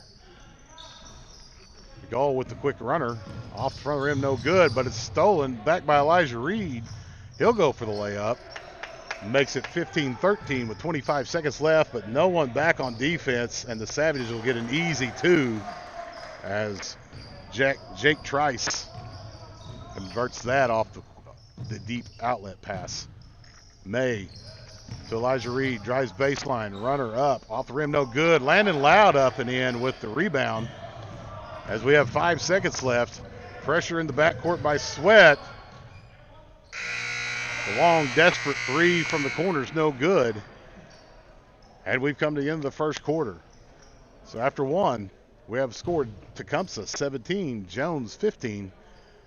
You're watching Jones Longhorn Basketball presented by the Jones Journal.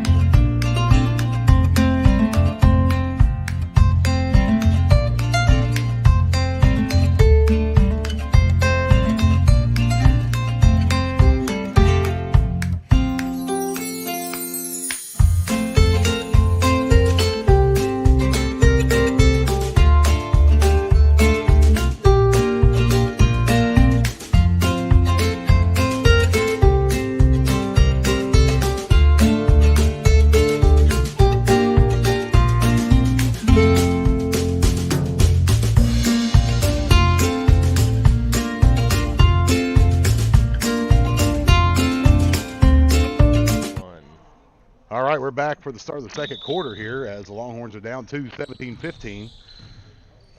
Jones had a few unforced errors there in the first quarter, or otherwise they may have a lead in this situation. On the court for the Longhorns, Elijah Reed, Landon Loud, Cameron Sweat, Carson May, and Ori Gall. Gall with the drive baseline. He tried to go to the Elijah Reed, and it's picked off. That's Overstreet. He gets it Down low, that's Trice with the ball. Quick ball movement by the Savages. Trice with the turnaround, off, in and out, no good. Rebound by Mays. And we have a jump ball. It'll be Tecumseh basketball off the alternating possession.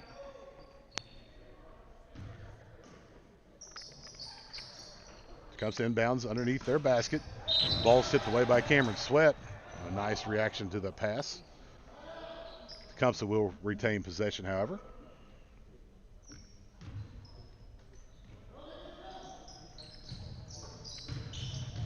Quick pass into the block, and we have the travel right there. I don't think that's Eric Harja. I don't think he realized he was going to be that open when he turned around right there. So Longhorns back on the offensive end. Ori Gall controlling the ball right side to Cameron Sweat. Get the screen from Landon Loud to Reed. Back to Loud on the other side of the court. Look to Carson May. And once again, Tecumseh content to pack the zone in the lane pretty heavily, make the Longhorns shoot them out of it.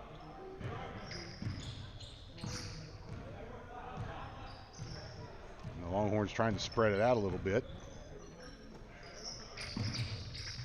Elijah Reed with the runner off the back of the rim, no good. Rebounded by Tecumseh quickly the other way. That's Cluther. And we're going to have a foul. That'll be on Cameron Sweat. That'll be his first.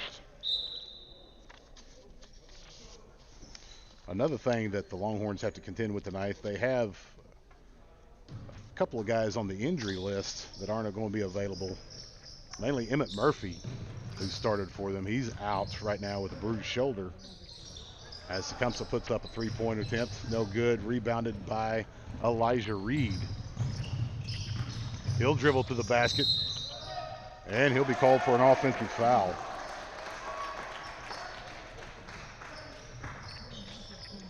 Yeah, you mentioned Murphy being out. His outside shooting would be appreciated against this defense that Tecumseh has tonight, and so definitely missed this tonight. But Coach Werner's got the team ready because you have to just move forward. It's also going to be a limit on the depth that Jones has to put into the game right now. They've made one substitution so far in the game with Cameron Sweat, as Ty Tucker has returned now. He's taken Ori Gall's place. We also have Luke Huckabee in the ball game. He's in for Carson May.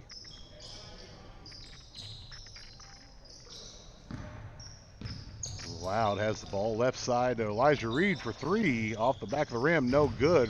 Long rebound garnered by Sweat. He'll drive in, gets it to Loud off the rim, no good. Huckabee flies in for the rebound, and he'll go up and get fouled. So nice effort there by Luke Huckabee. Didn't see who they called that foul on.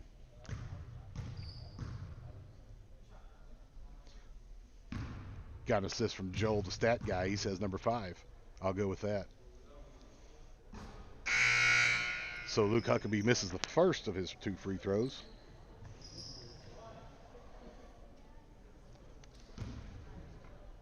I think what we need to do is get Joel a headset and make him come up here and do some of this stuff with us too.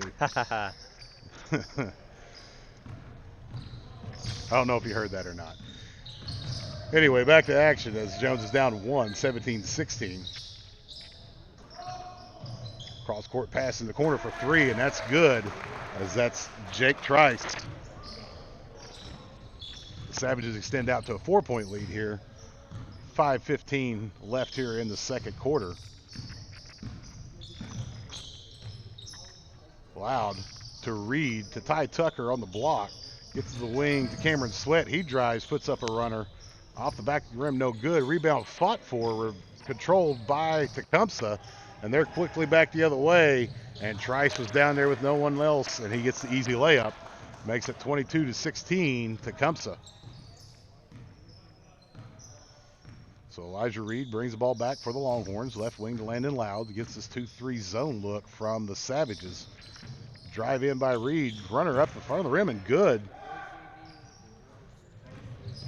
So 4-point deficit for the Longhorns right now. As Lugo drives in, kicks it to, that would be Clutter, and he had it knocked out of bounds. as Carson May returns for the Longhorns, taking Luke Huckabee's spot.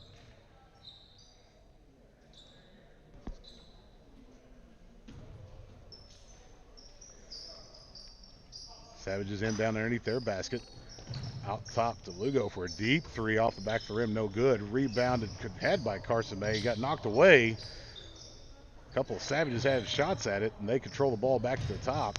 Trice was going for three, and it was blocked by Cameron Sweat. As Elijah Reed comes back, Carson May back to Reed on the wing. Here's a three-point attempt off the front of the rim, no good. Rebounded by Lugo for the Savages. Quickly back the other way as we're up and down, and we're going to have a foul call. That's going to be on Cam Sweat as he bumped into Lugo on the transition. That'll be Cameron's second foul. Ori Gall returning for the Longhorns.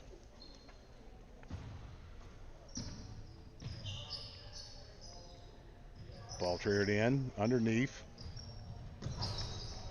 That's Overstreet for three off the rim, no good. Rebounded by the Longhorns, controlled by Elijah Reed. He'll get the left side to Ori Gall. To May, back to Reed. Fake drive, off the back of the rim, no good. Tipped up and in by Carson May. And that brings the Longhorns back within two at 22-20. Longhorns extending their zone out to half court now. Lugo got it to the middle. Nice pass, ball movement here by Tecumseh. Got up in the air to try to make a pass and stole away by Ori Gall. He'll drive to the basket. Goes to the right side, misses.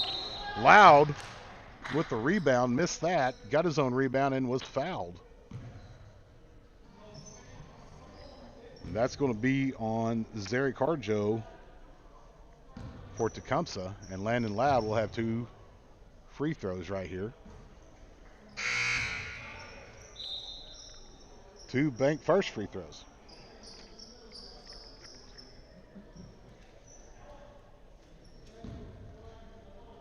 In for Tecumseh is number 21, Amos Galloway.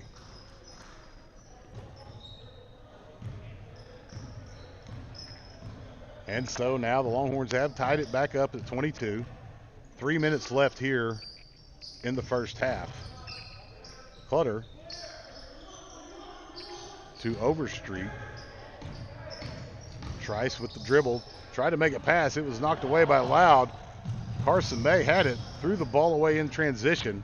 Lugo back quickly the other way. He'll take a layup, and he'll make it. Nice move right there by Jose Lugo. The Savages take a 2-point lead. Ori Gall into the lane. And we have a jump ball call. It should be the Jones Longhorns basketball on the alternate possession.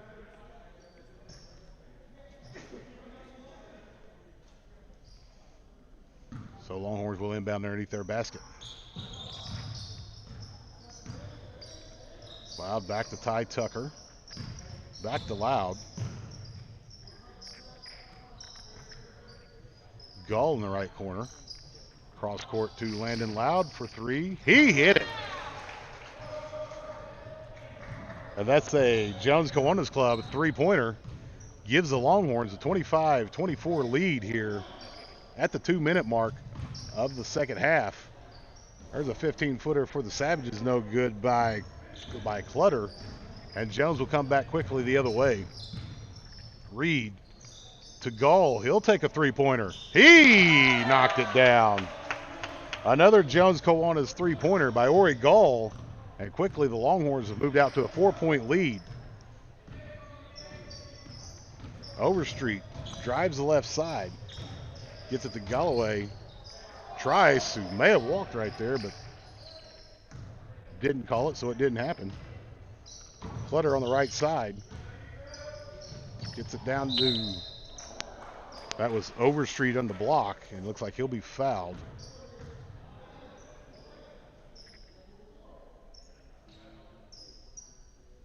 And he'll be at the line for two shots.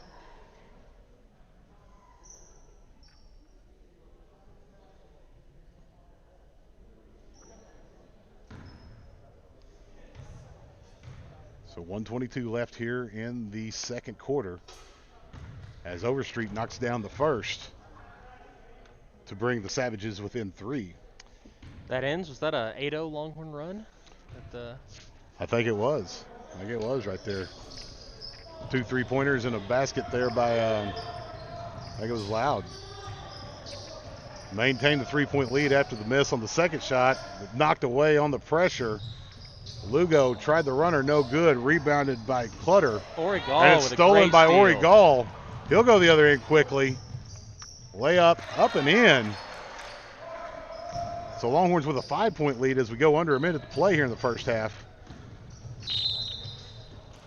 They're going to get a foul on the floor. Yeah, there's a little ticky-tack there maybe. A little bit. Hey, don't underestimate how difficult that was for Gall to make that steal there along the edge, not step out of bounds as they're going all the way. That was great defense and good ball control. Galloway to Overstreet on the right side.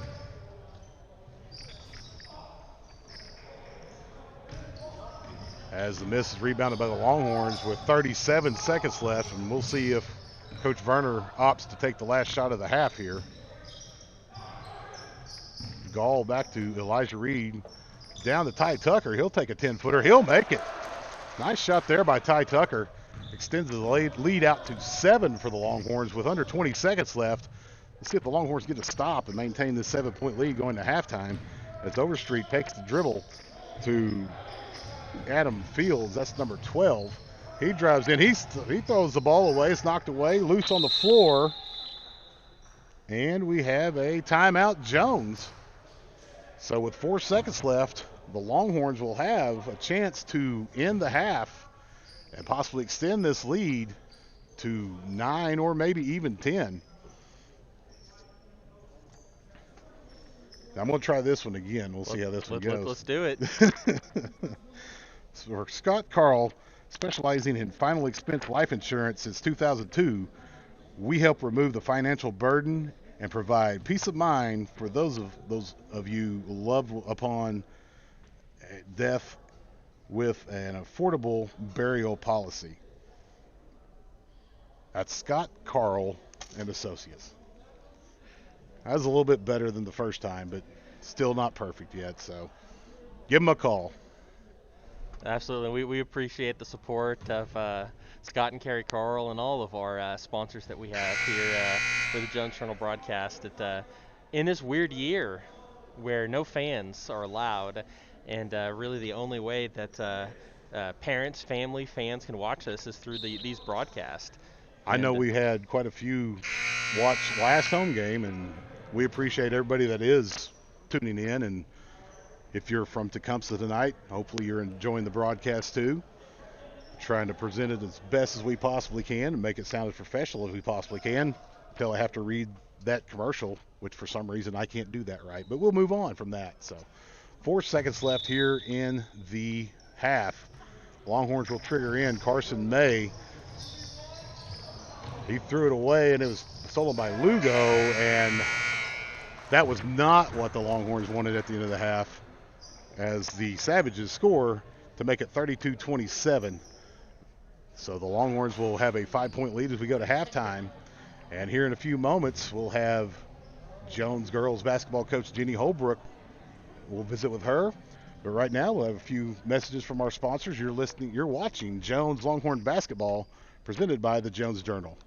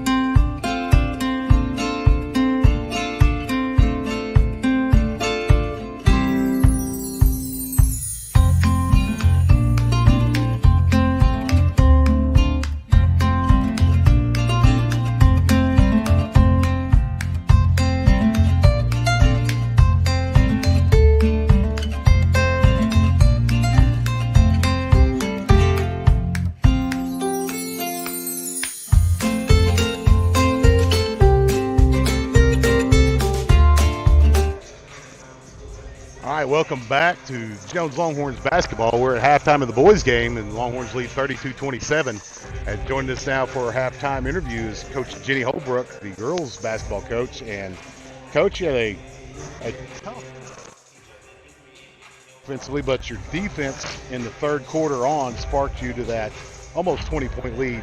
Give us a few thoughts about the game tonight. Well, that's exactly right. I was proud of our defense coming out in the second half. You know, when the ball's not going in, you've got to get it done on defense, and I was proud of the girls for responding the way they did in the third quarter, and holding Tecumseh to 7 points in the entire second half. So we had to have it. We were able to pull away, and we're just, you know, here we are. We're the fourth game into the season in January, almost the middle of January, and we're still trying to find and develop our roles to gain confidence, to get confidence. So I was proud of the way the girls responded. It could have gone either way there, with the score being what it was at halftime, and I'm proud that they stepped up. We forced, I believe, 22 turnovers, so we met our goal on that. We stayed under our turnovers. Our goal is always to have under 13 turnovers, and we were right at 12. So we forced 22 turnovers and fairly controlled the ball, you know, on our end. So I was pleased with that. We've got to be more confident in our offense and be able to run it more confidently, and that's just going to come with time. We'll talk about, you and I were talking about a little bit off the air, talk about here's a Trinity more in this game and their effort level and doing things that you guys are asking them to do as seniors and leaders on the team, offensively especially. Right. Well, 100%. They were able to stay in the game a lot longer than what they have been. They're recovering, just like a lot of us are, and they're battling severe asthma and things like that. So it's been difficult for them to get back into playing shape where they can play and stay on the floor. We've got to have them on the floor for longer periods of time. Tonight, Tirza, I think, had 30 minutes. I mean, she was in the ball game a lot. So I was proud of them for that. They were really active against the zone, moving. I'd like to see them come down and gather the ball before they go back up. I think they're going to find themselves at the free throw line a whole lot more, and getting them some and ones where I think they should be and could be. But I think they're both stepping into a little bit different roles on this team than what it was last year. They have to score, and they have to be able to score, and they know we're counting on them to want the ball. So they are playing more confident as far as wanting the ball, and that's what we need them to do. Now we just got to get everybody kind of in sync a little bit more and put together a complete game with both our guards and our forwards, and we'll be right where we want to be. We'll talk about real quick developing the other players into their roles, and how do you instill the confidence, and especially those young players, that hey, you're this is where you're supposed to be, and you're supposed to be able to you're going to be able to make these plays when you need to. There's a lot of expectation from these young kids that just haven't had a lot of court time. They've kind of had to wait their turn, and now that it's their turn, there's just a lot of learning to be done. And we are trying to get them as much court time. That's why we're playing a couple of them in JV, just to get some court time and maybe get rid of some nerves. And the expectations go up a little bit higher when we're on the varsity court, but it's just about them getting better and learning from their mistakes from the game, and using game time to their advantage to go back and to look at film and watch and hopefully learn and make their game better. And that's what we want them to do, but they're more than capable of being able to step up and to do that. So we're waiting for us as a team to put a whole complete game together with everybody, you know, doing their part, playing their role, and really understanding what their role even is on the team. I mean, I still feel like we still have some girls looking at each other, waiting for somebody else to do something, you know, and so just finding roles, playing. Again, I'm proud of the girls, the way they responded tonight in the second half. We're going to take that positive. We're going to move on and learn from our mistakes and take the positive and keep getting better. And that's all I can ask. Well, Coach, able to move on to 3-1 on the year tonight. Got a game this Friday with Little Lacs at home, and then the big rivalry game with Luther, which will be a little bit different here. No fans, Right. but still, it's Jones and Luther. When those two teams hook up, anything can happen there. Right. So Right. have a chance to get some games under your belt and move on in the year. We appreciate you coming up here and spending a little time with us. 100%. Thanks for having me. We'll see you next Friday. All righty. Coach Jenny Holbrook with her halftime interview. We appreciate her coming up and spending a few moments with us. Hopefully that gives you a little bit of insight to the girls program and some things that they're working on as they try to get back to the state tournament for a second year in a row. We pick it up here in the third quarter with the Longhorns leading 32-27. And Landon Loud on the floor for the Longhorns. Loud, Ori Gall, Elijah Reed, Ty Tucker, and Carson May as the Longhorns turn the ball over. Down low to Clutter. He puts up a reverse pass, and it's in. Makes it 32-29 here to start the third quarter. Gall drives the baseline, gets cut off, gives it to Ty Tucker on the cut, off the glass and in. Longhorns get back to a 5-point lead.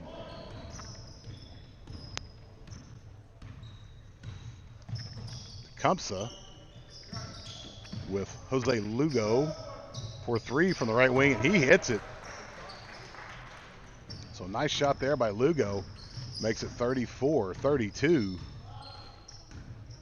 The Longhorns back on offense.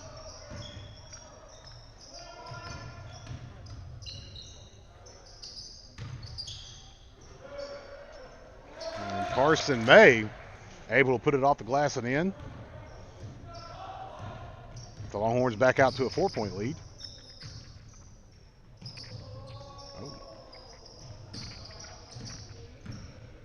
Lugo on their left side gets it down low to Clutter. He puts a reverse layup up and in. 36-34. As Loud quickly back the other way, puts up a 10-footer and in. So both teams coming out pretty hot on the offensive end. Mays for the Savages drives in, kicks to the right corner for three, and that was Brady Overstreet. Elijah Reed drives the middle lane, no good, and we'll have a foul. And that'll be on Elijah Reed.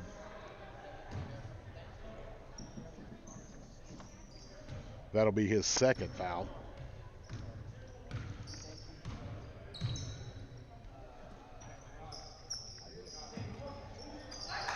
Hayes. Three-point attempt by Lugo, and that's good. And that'll push the Savages out in front, 40-38. Gall gets the ball taken away by Lugo. He'll drive to the basket. Ball gets knocked away, but they'll call a foul on Ori Gall. That's his first.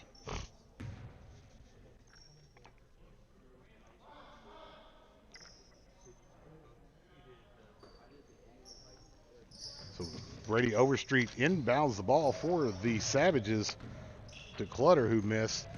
Ty Tucker on the breakaway. Left-handed layup up and in, and he'll get the foul as well.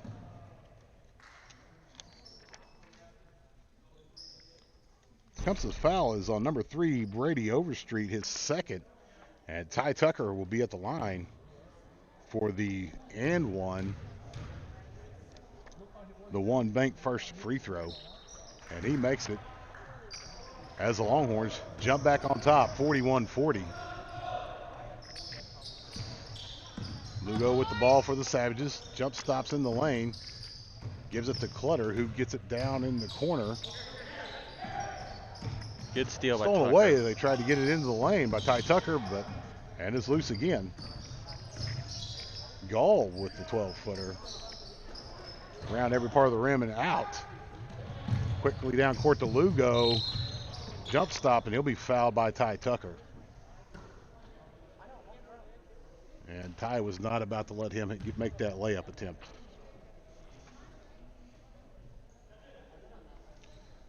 And that is Ty's first foul of the game. As Lugo is at the free throw line for the Savages. He'll have 2 shots. First one is up and in. Ty's game up at 41. Lugo really has fueled this run here in the second half, and don't forget that he made that last second shot right before halftime, and the momentum that can bring going into the third quarter can't be underestimated. He has been a spark for them on offense, definitely. He's very aggressive to the basket first, one of the things I've noticed so far today. Ori Gall gets some pressure from the Savages. Gets it to Carson May, up court to Ty Tucker. Back to Gall on the right side. To Ty on the left wing. He'll drive, put up a runner off the back of the rim, no good. Rebound fought for, and it's controlled by 2 bodies on the floor.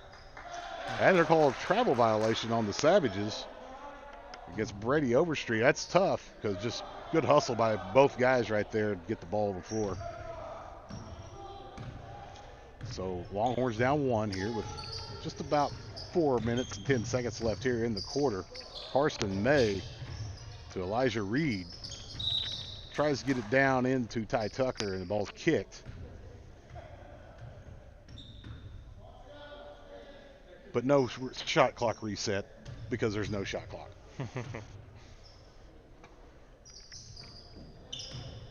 Tucker inbounds to Landon Loud. Elijah Reed in the corner. Back to Ori Gall. Looking down low for Carson May.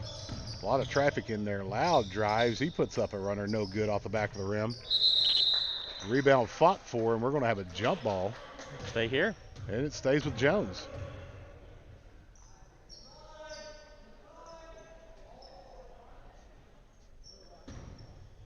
And I don't think I've failed to tell everybody, but Matt Boggs has joined us for the boys broadcast tonight.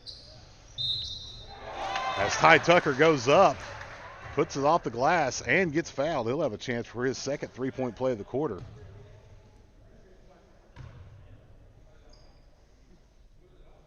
I think that foul was on 23, Jake Trice.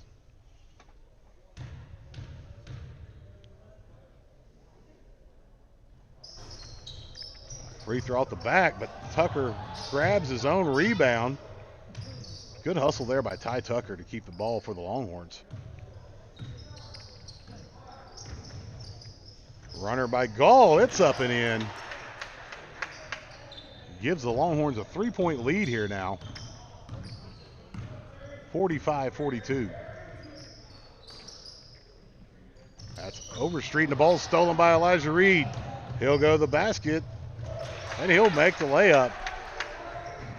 Ball's loose, and it's stolen by Ty Tucker to Gall. Tried to go down low to Landon Loud, but the ball was stolen away by Mays. Then Gall gets it back for the Longhorns. And the game, quite honestly, getting a little bit sloppy right there in the up and down. As Tucker tried to go to May, and it was knocked away. In for Jones, Cameron Sweat. In for Tecumseh is Zarek Harjo.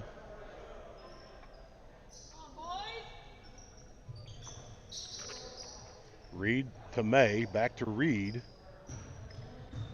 And the Longhorns will set up in the half court.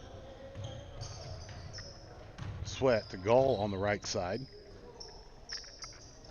Back to Sweat to Reed, down the block to May. Gives it to Ty Tucker at the high post. His shot is short, rebounded by Gall. He'll go back up, off the glass and in. So a quick run steal here. by Elijah Reed. Oh, Elijah Reed. The pressure paying off for the Longhorns in the backcourt.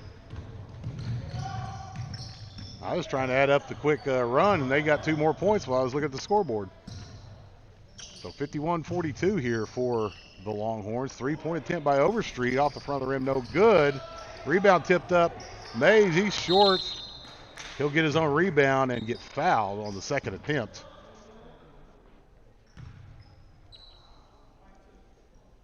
And that foul will be on Cameron Sweat, which will be his third. As Sherburne in the Mays. court's looking forward to just a little bit of rest time. It's been a furious pace this third quarter.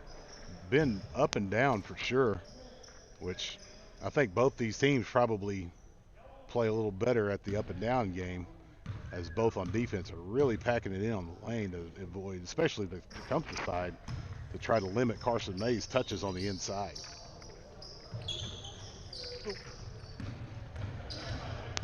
Mays to Sweat.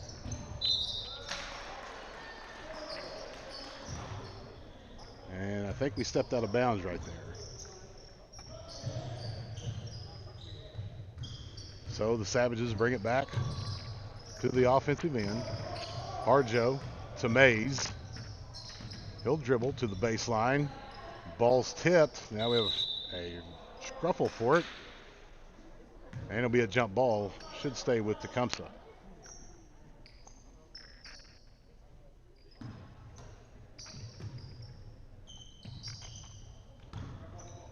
Inbounds pass is a little awry, and Cameron Sweat's going to get called for the foul. That'll be his fourth. Just out of control right there, and ran into the man at the half-court line. Now in the game for the Longhorns, number 14, Luke Huckabee, and number 33, Spencer Davis. As Coach Werner looking for some guys to give him some minutes, as he has a few guys injured and not able to play tonight. Nice spin move into the lane by Peyton Clutter, and he'll finish that, making a 51-46 Longhorn lead. 1:15 left here in the third quarter.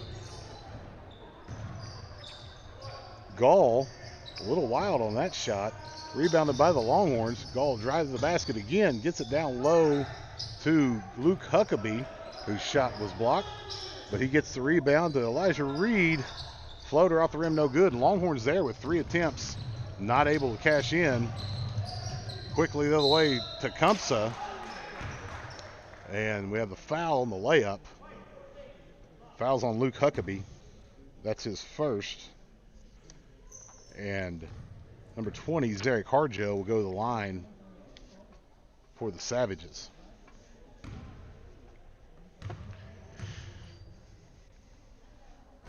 First one's up and short.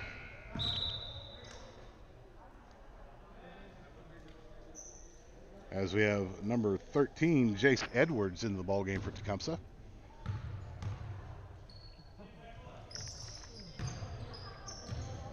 Harjo sinks the second. Cuts the Longhorn lead down to 4 with 49 seconds left. Longhorns against some full court pressure. Gets the ball quickly up to the offensive side. Spencer Davis drives in the lane. Puts up a runner, no good. Rebound is controlled by Tecumseh, as Huckabee fought for it, knocked it out of bounds, and Tecumseh will have it 94 feet from their basket. 38 seconds left here in the third quarter, as Davion Mays will bring the ball up for Tecumseh. Working against Elijah Reed. He drives to the left side, puts up a runner off the side, no good. Rebounded by Ty Tucker. 22 seconds left. Ty quickly back the other way for the Longhorns. He'll try the layup, and he'll make it. And he'll be fouled, so it'll be his third chance for a three-point play in this quarter. Ty Tucker providing some offensive spark for the Longhorns. Yeah, he's been everywhere tonight, and those hustle plays, he's really shown a lot of those this evening, but tough down low. Like you say, his third chance for an and one. But once again, he's off to the side on the free throw. That's been the key for the Longhorns in all those tight games, have been free throw shooting.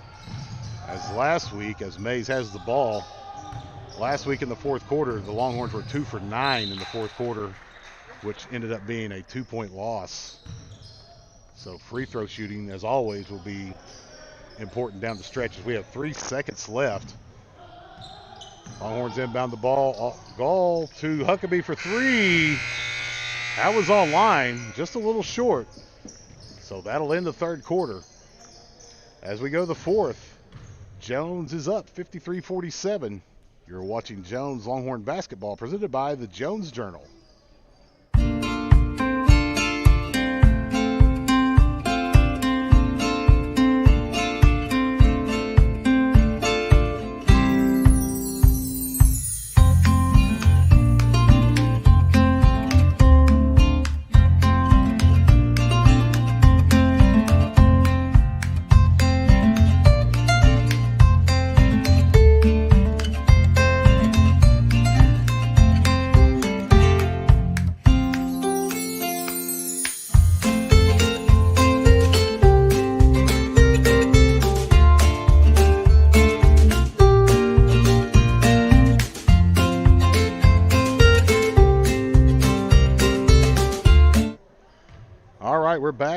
about to start the final quarter of play tonight as the Longhorns are up 53-47 over the Savages.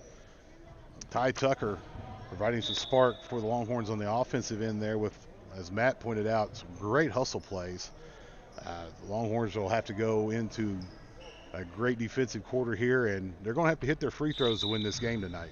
And keep in mind, 6 team fouls on the Longhorns during that third quarter. So next foul is going to put them in the bonus, and so it's going to be shooting free throws here on out. The Longhorns are going to have to be disciplined not to put the Savages in the 1-and-1 too early in this quarter. So Luke Huckabee with the ball for the Longhorns to Ori Gall. Gall with the screen from Carson May, forced out high. Gives it to Reed, down low to Carson May. He'll go up through traffic and he'll be fouled. Nice strong move there by Carson. You'd like to see him get the ball up a little higher, maybe get a chance to put the ball up off the glass, but he'll take the foul for sure. And that's the 4th team foul on Tecumseh, as Carson May will be at the line shooting 2 bank first free throws. Knocks the first one down. Nice rotation on that shot. 54-47 Jones.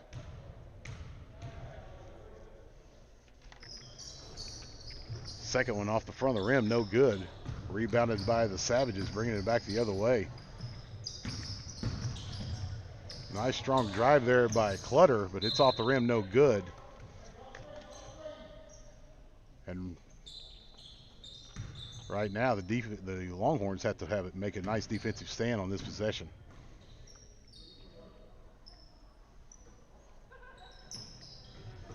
That's Clutter to Overstreet, who gives it to Lugo, who also sparked the Tecumseh offense early in the third quarter. Step back 3, in and out, no good. Rebounded by Spencer Davis for the Longhorns, and he'll bring it back the other way. Davis steps through, gets to May, to Huckabee from the corner, no good.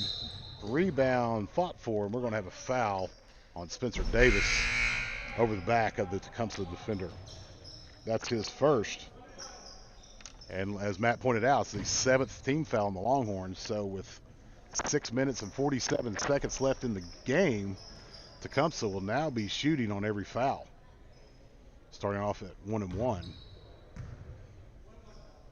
Of course, when they get to the 10th team foul, it'll be 2 shots. Overstreet at the line for the front of the 1-and-1, and that's a big miss right there for the Longhorns, or for the Savages, excuse me, in favor of the Longhorns. Gall gets the ball to Elijah Reed. Left side to Luke Huckabee. May, nice pass down to Loud. Nice reverse layup. Pushes the Longhorn lead out to 9. Mays with the dribble. The weave up top for the Savages as Overstreet has the ball. Harjo drives the lane, and he'll be fouled. Missed the layup.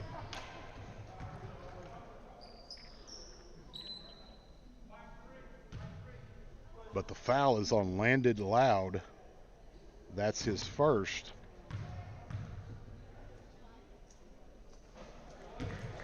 As Zarek Harjo is at the line, and he hits the front end.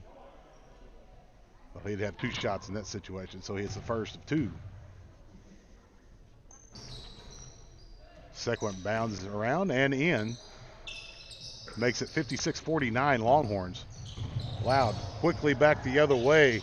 Down low to Huckabee, off of the glass and in.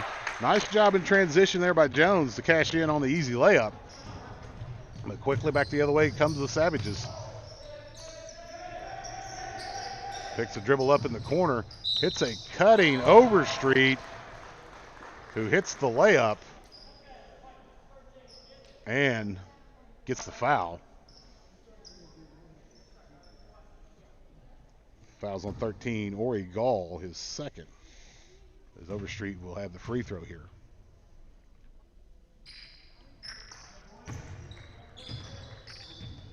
And he knocks it down. Cut the Longhorn lead down to 6, 58-52.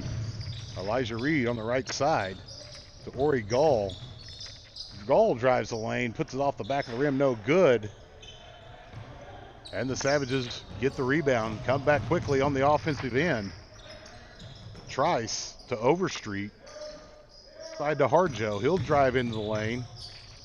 He'll put up a runner off the backboard, no good. Rebound by Carson May, and the Longhorns quickly back on offense as Elijah Reed dribbles the ball up. He's double teamed in the wing, on the wing, and now he'll be fouled. So that foul for Tecumseh's on number 3, Brady Overstreet. That's his third, the 5th team foul for the Savages. So the Longhorns are still a couple fouls away from being in the bonus. Ty Tucker gets the inbound pass, gives it back to Elijah Reed, and the Longhorns will set up their half-court offense against the man as Elijah Reed drives. Yeah, charge. And they called an offensive foul. Yeah.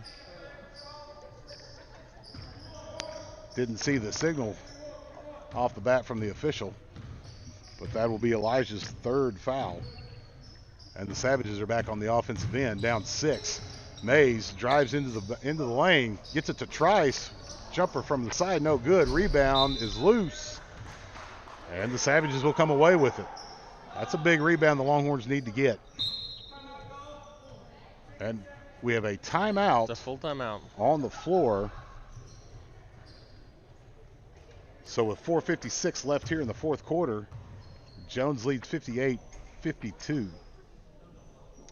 And the Jones Tip-In Club would like to thank all the gymnasium sponsors this year, including Madewell & Madewell, Jones Family Care, SWM & Sons, Todd Young, CPA, Agile Spray Foam, Randy Kersey, EOC Tech Center, the Jones Kiwanis Club, and Quick Print. We thank them for their sponsorship of Jones Longhorn basketball as we go through the season. Well, you mentioned earlier that I'm filling in for Jake Lanier tonight. Would like the Jones Journal broadcast would like to wish Jake a happy birthday today, and so he's out celebrating with his family, and so got a well-deserved night off tonight, and so I'm happy to fill in for him here with you, Coach Quinn. I'm always happy to have you here with me. So happy birthday to Jake. That's an acceptable reason to miss the ball game tonight. Birthday, so hopefully he's enjoying his evening here. So like I said, just under 5 minutes left here in the ball game. 4:56, 6-point lead for the Longhorns. Savages inbound the ball, working around to the left side. A runner no good. Rebound by Ty Tucker, and he's going to be fouled on the rebound. And that'll be on number 15, Peyton Clutter. That's his 2nd foul, the 6th team foul. So now, the next time the Savages foul, the Longhorns will be in the bonus. The ball was kicked on the inbound, but wasn't called. So the ball was turned over, and quickly the Savages cash in to make it a 58-54 lead. Missed the call on that one. And now we have another turnover. Ty Tucker. Offensive foul on Ty Tucker.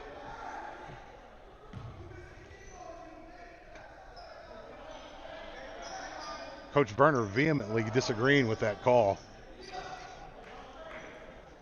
Looked to me like he was up in the air, made the pass, and just making came the down. pass, and that's where his arm came through.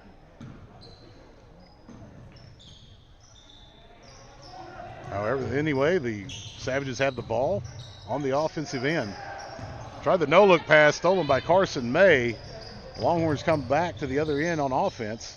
Elijah Reed to May, down low to Ty Tucker. Ball was tipped away as he went for a shot by Mays, and he'll bring the ball back for the Savages quickly.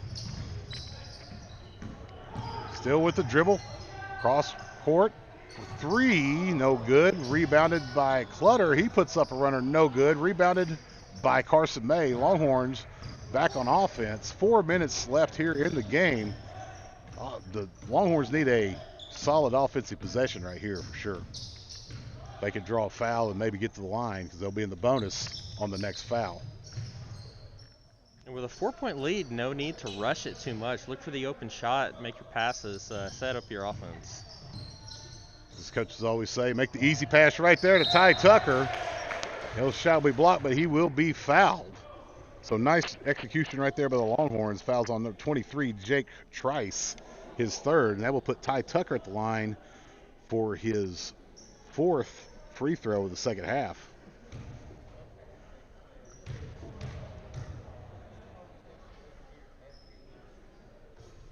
He hits the first of his bank first free throws.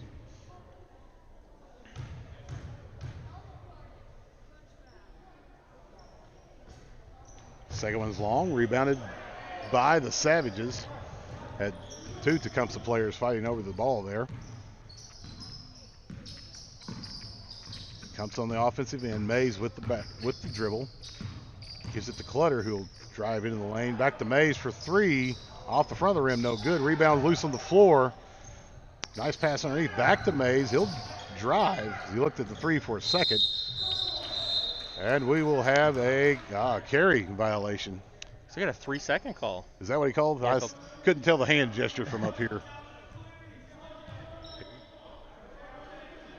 And Tecumseh's coach is arguing this. We had both head coaches arguing calls here in this fourth quarter. As the time clicks off that clock, the tighter it gets on the coaches too sometimes, especially with referees. Loud to Elijah Reed. Reed on the wing. Tecumseh's a man defense, switching up top. And the ball's knocked out of bounds. Jones will control as we move under the 3-minute mark in the game.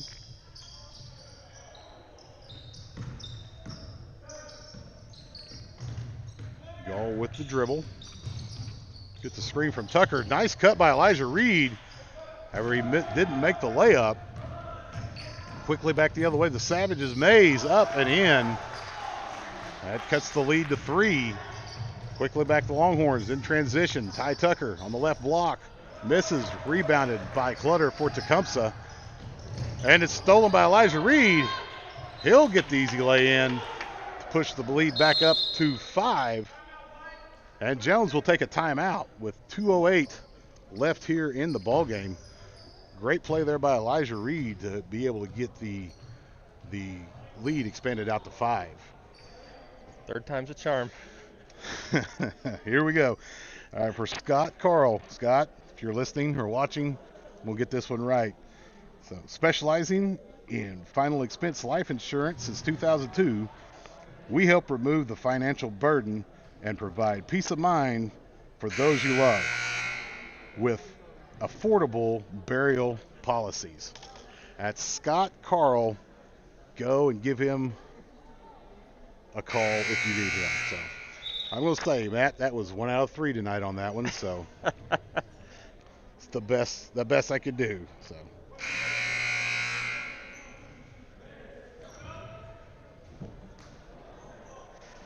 You know, we talked about the play of Ty Tucker tonight, and that another player I've been impressed with is Landon Loud. And it seems like he get a couple of points just when he needs. He sparked that 8-0 run there in the end of the first half with a little 5-0 run of himself, 2 free throws and a made 3-point jumper. And so just the hustle play, he's there consistent tonight. I've been impressed with him. Well, as the season goes along, we'll see what kind of contribution he makes for the team, as he wasn't here last year as he moved in. And quickly Tecumseh scores a bucket on the right block, and Tecumseh goes with the timeout. So 3-point lead here for the Longhorns with just over 2 minutes left in the ball game. The Jones Kiwanis Club is an excellent way for you to serve in our community. Sign up for weekly emails to learn more. Email them at joneskiwanisclub@gmail.com. That's joneskiwanisclub@gmail.com. So the Longhorns in the situation they've basically been in all year long, a tight game. 2 3-point ball games have been their specialty. We talked to Coach Werner, if you heard him during the girls' halftime. The Longhorns have lost 4 games in their 2-5 record. They've lost 4 games by combined 11 points. 3 by a combined 5 points, and they're going to be in a tight ball game again here tonight as Tecumseh shows the full court pressure. They get the ball across half court, and quite honestly, the worst place you want to do against a trapping defense. Nice hustle by Ty Tucker to block it, but Savages control it on the block as Harjo put the layup in, and the ball once again is loose. Fortunately for Jones, Harjo stepped on the sideline to be out of bounds. Longhorns struggling with some full court pressure right here. 1:26 left to play, a 1-point lead for Jones. Ball's inbounded to Elijah Reed. He'll dribble up his right side, gets it away before the press, before the trap. Carson May had it knocked away on the end line and out of bounds off of Longhorns, and the Savages will have control. 1:15 left here in the ball game. Jones needs to come up with a stop right here. And they almost got it. I'm not entirely sure his foot was down, but obviously the referee's gonna have a better ankle than we do. But it was a nice effort by Elijah Reed. Excellent either effort. way. So now the Longhorns once again need to come up with a big stop here as we go under 1 minute left to play in regulation. Mays for the Savages dribbles to the right side. Harjo drives, misses the layup, but we're going to have a foul. Foul's on Landon Loud. That's his second. And that will put Harjo at the line. He'll have 2 shots. I think he was 1 for 2 his last time on the line. Knocks down the first to tie it at 61. Big free throw right here. One dribble up and in. Confidently knocked down those 2 free throws. 62-61, Tecumseh leading. Quickly back down the court. Longhorns.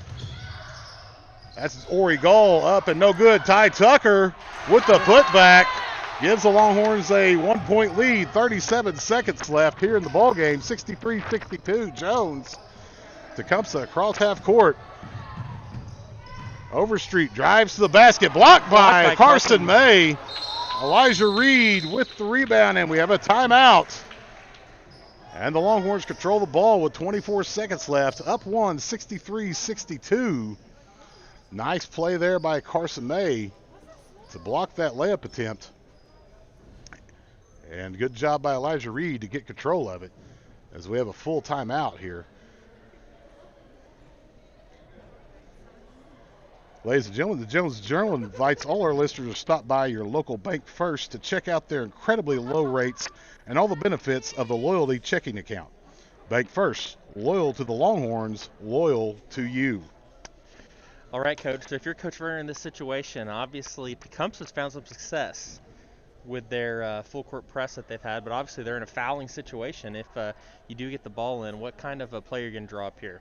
Well, you obviously want it to do something to run as much clock as you can, but like you said, the full court press that Tecumseh has set up has been effective against the Longhorns. The physical nature of how they're playing has caused some turnovers right here so far. So what you have to do, you have to get the ball in, you have to be secure with it, and you got to be ready to get fouled. And then once you get fouled, you got to knock down your free throws. And of course, that's easier said than done. So. But what you can't do in this situation is assume the foul will get called. You never know. That's one of the intricacies about basketball. You never know how the officials will call things near at the end. They may let you play, and they may call a ticky-tack foul. So we'll see as Tecumseh is in the full court pressure. Carson May into Elijah Reed. He goes down court to Ty Tucker. Ty wisely gets it out top to Ori Gall. Good job by Ty, because a lot of people would have just tried to go contested layup right there. He brought it out, got it to Ori Gall. Yeah, this is a 1-and-1, so this first free throw is going to be really important. As it looks like we're going to go some substituting with Cameron Sweat in for Carson May. Gall with the front end of the 1-and-1. Absolutely huge, Coach. Calmly knocks that down, yes. Now this second one, push it out to 3, definitely make it a little better. And of course, once I said that, he misses it. So 12 seconds left, 2-point game. Quickly up the other way, the Savages off the backboard to the Tecumseh player, misses, out of bounds. Jones basketball. And the Tecumseh coach vehemently disagreeing with that call. Carson May back in. And we're going to have a timeout on the floor for the Savages with 4.6 seconds left. Jones up by 2, 64-62. So I wish I had the technology to show this to you guys at home, but because we've got the delay on our feed, our camera feed, and then what shows on the broadcast, I was able to watch that, and it looks like while Reed was chasing that, he never touched it, went out of bounds. So I really do feel like the officials made a good call there. The Tecumseh coach is arguing that, but I really do feel like he never touched it before it went touched the paint there in the inside. I feel like it was a really good call looking at the replay.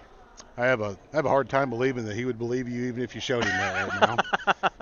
But I think that's the nature of coaching sometimes in this situation. You're always going to be arguing and fighting for your own guys and for your side. We at the Jones Journal are consummate professionals and are completely objective in this matter. And so as we look at this, I do feel like it was a good call. We're in another situation. There's still a few seconds left. That pressure is going to be there. And once again, it's the same situation that we were just talking about. You've got to get the ball inbounded. You've got to be secure with it because the hands and arms will be flying around. And then you've got to be ready to hit free throws at the other end because they're going to foul as quickly as possible. 4.6 seconds left. Look for something deep with Gall right Elijah here. Reed. And you got the timeout by Carson May. With everybody up for Tecumseh right there, I was surprised that Jones didn't send somebody deep, especially having Carson May back there to inbound the ball.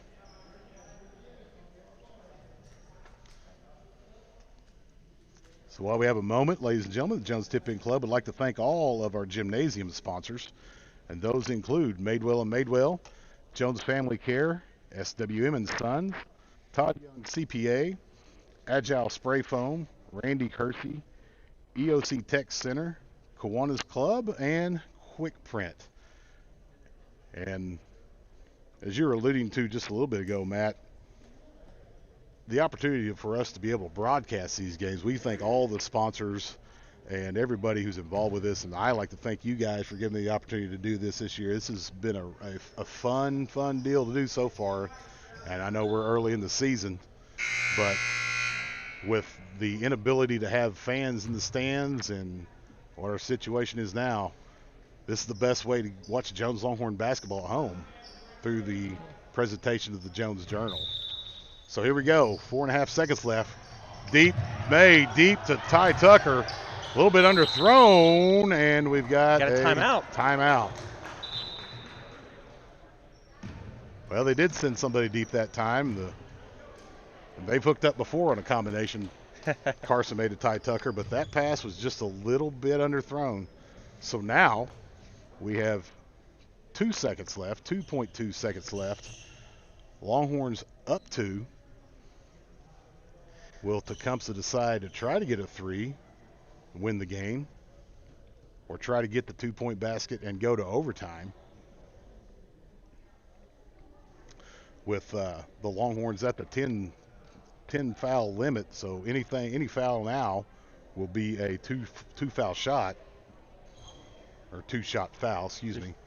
If you're in the bonus, you might even think, if you were just 1-1, you might think about fouling them there and just give them a 1-1. But with the 2-shot foul, definitely don't want to foul. You definitely don't want to foul a 3-pointer. No threes, no fouls right here is what you tell them in the huddle. Gotta have solid defense, and this inbounds pass is going to be important. So if you don't get them anything easy, and so there's going to be watch for the screens. Looks like Carson May is probably going to be putting his that was something I was thinking they might do, put Carson May on the inbounder, because with his arms extended right there, he's probably about seven I and a mean, half what a feet use tall. of a 6'5" player if you can't do that. 2 seconds. And they're not going to get a shot off. They said no. No shot, and the Longhorns win 64-62. I think putting Carson May right there on the inbounders in limited division to try to throw the ball towards the basket, forced Tecumseh to inbound the ball in the backcourt and take up that 2 seconds. So nice execution there defensively by the Longhorns to get a big win at home, 64-62. And a big confidence builder here with so many close games. And with the fact that they have 5 home games here in the next 2 weeks, counting the tournament, the game against Luther next week, and then Friday night coming up against Little Axe. You sweep all those, you go from 2-5 to 7-5 automatically in 2 weeks time. So that could be a big confidence booster for the Longhorns. So Matt, anything else? Any points else before we sign off tonight? Well, you mentioned just the thanks that we were giving out, especially for this year. We don't often get to thank enough Dr. Carl Johnson and the school board for their support of this broadcast, and to make this work. We need Mike Watkins and our athletic director, Dave Martin, to coordinate all of this. And so a huge thank you to the Jones administration and everyone for making this happen. And for you parents at home, family members at home, be sure to thank your administrators for what they're doing, because they want to make sure that the student athletes here get to participate in this, and they get to see this, and it's really important. And so the whole community is behind them, and just we can't thank you enough. It's a team effort, definitely. Well, with that, we'll call it a night. We hope everybody enjoyed tonight's action, wherever you saw it from. And for the final score, Jones 64, Tecumseh 62. We'll be back Friday night as Jones will host Little Axe. Girls action will start at 6:30. Boys will be around 8 o'clock. For the Jones Journal, I'm David Quinn. Good night.